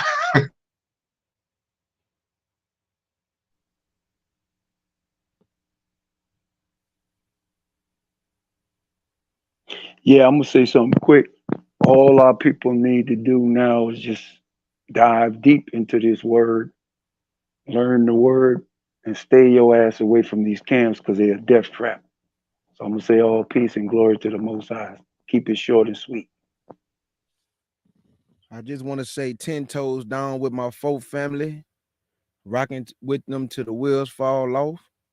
And like I always like to say, when you are a liar, you're going to get all the love. But when you speak truth, you get no love. And I say big salute to the family. Sham, still there? I'm halfway sleeping, but go ahead. Yeah, oh yeah, no doubt, man. I'll go, then you can go, Sham. Yeah, Most High bless everybody, man. I'm glad y'all tuned in. We said what we was going to do. The guy came on, we brought our stuff, and we really could have went. I'm gonna be honest with y'all, we could have went further. You know, it's stuff that we have that we don't even say. You know, and I don't have no reason to lie, but that's it is. It is what it is. You know, but I'm glad everybody tuned in. We don't like talking about this. We like reading the Bible. Hey, look, go to King Judah channel, man. He be bringing out some heavy classes. Y'all know we do. You know, just been busy, man, trying to get my business and everything straight. Shar Sham too. So y'all want a lot of edification, go to King Judah channel. CUC, you know, they were bringing that fire. You know, also F.O.P.E Tribe by Fire. That's the bar. Of course, Naphtali, you know, here with us, you know. But right now, it seems like they've been attacking us. So, you know, they didn't turn my duty of them giving classes and firing back at them, you know. But hey, look, all of y'all stay strong, man. You know, don't be discouraged. You know, what seemed like it's being torn down with us. Understand this, man. When grass is cut, it grows back stronger. You know, when there's fire, you know, when the forest burn down, it grows back thicker. You know, sometimes it takes a flood to make things grow. You know, so yeah, we being drowned and being tried by fire. You know, but when it's being tried by fire, the Most High is molding us into something that's brand new. You know, so we're being molded.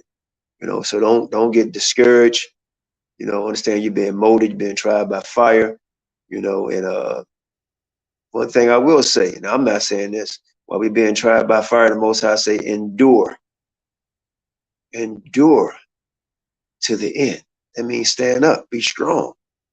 You know, stand up and be strong, endure to the end. And let's lean on one another for encouragement, for strength. You know, they might take some of us out, but they can't take all of us out. You know what I mean? They can't take all of us out, man. So Most High bless all of y'all, man. And all your beloved family. It's Qanath. Shalom.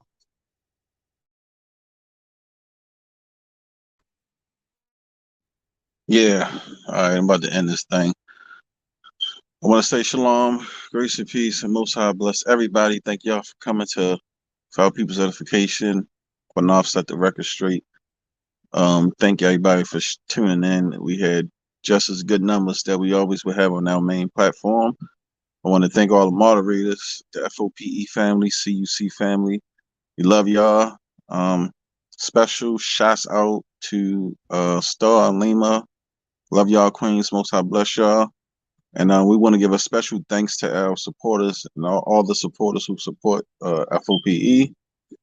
Special shout out to supporters and a supporter by the name of Alma. Thank you, Queen. We appreciate you. Most High bless you. And a special shout out to another sister by the name of Seraphine. Thank you, sister. We appreciate you. Most High bless you.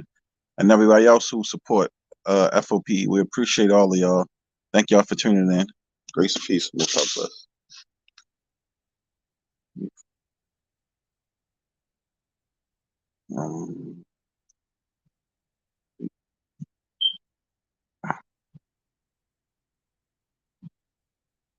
Family all around me.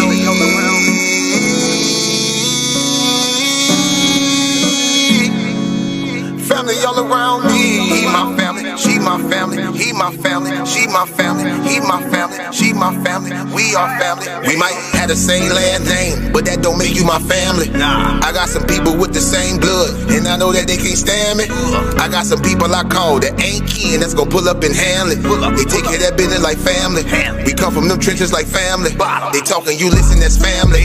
They don't tell your business, that's family. They calling your phone, coming looking for you. They say that you missing, that's family. They don't need permission, that's family. When you hurt, they can feel it, that's family. Let them come while you're cheering, that's family. Let them come when you living, that's family. Family all around me.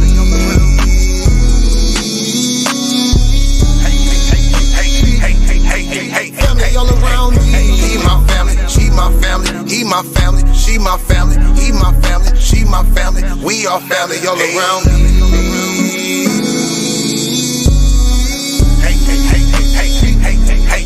Family all around me. He my family, she my family. He my family, she my family. He my family, she my family. We are family. Hey, ain't nobody fighting around here.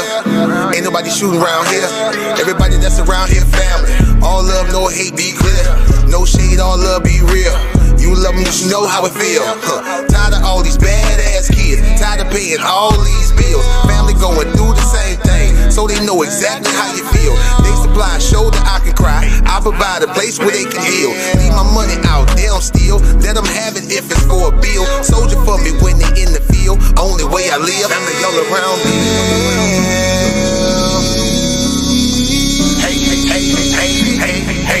Family all around me. He my family, she my family. He my family, she my family. He my family, she my family. We are family all around me.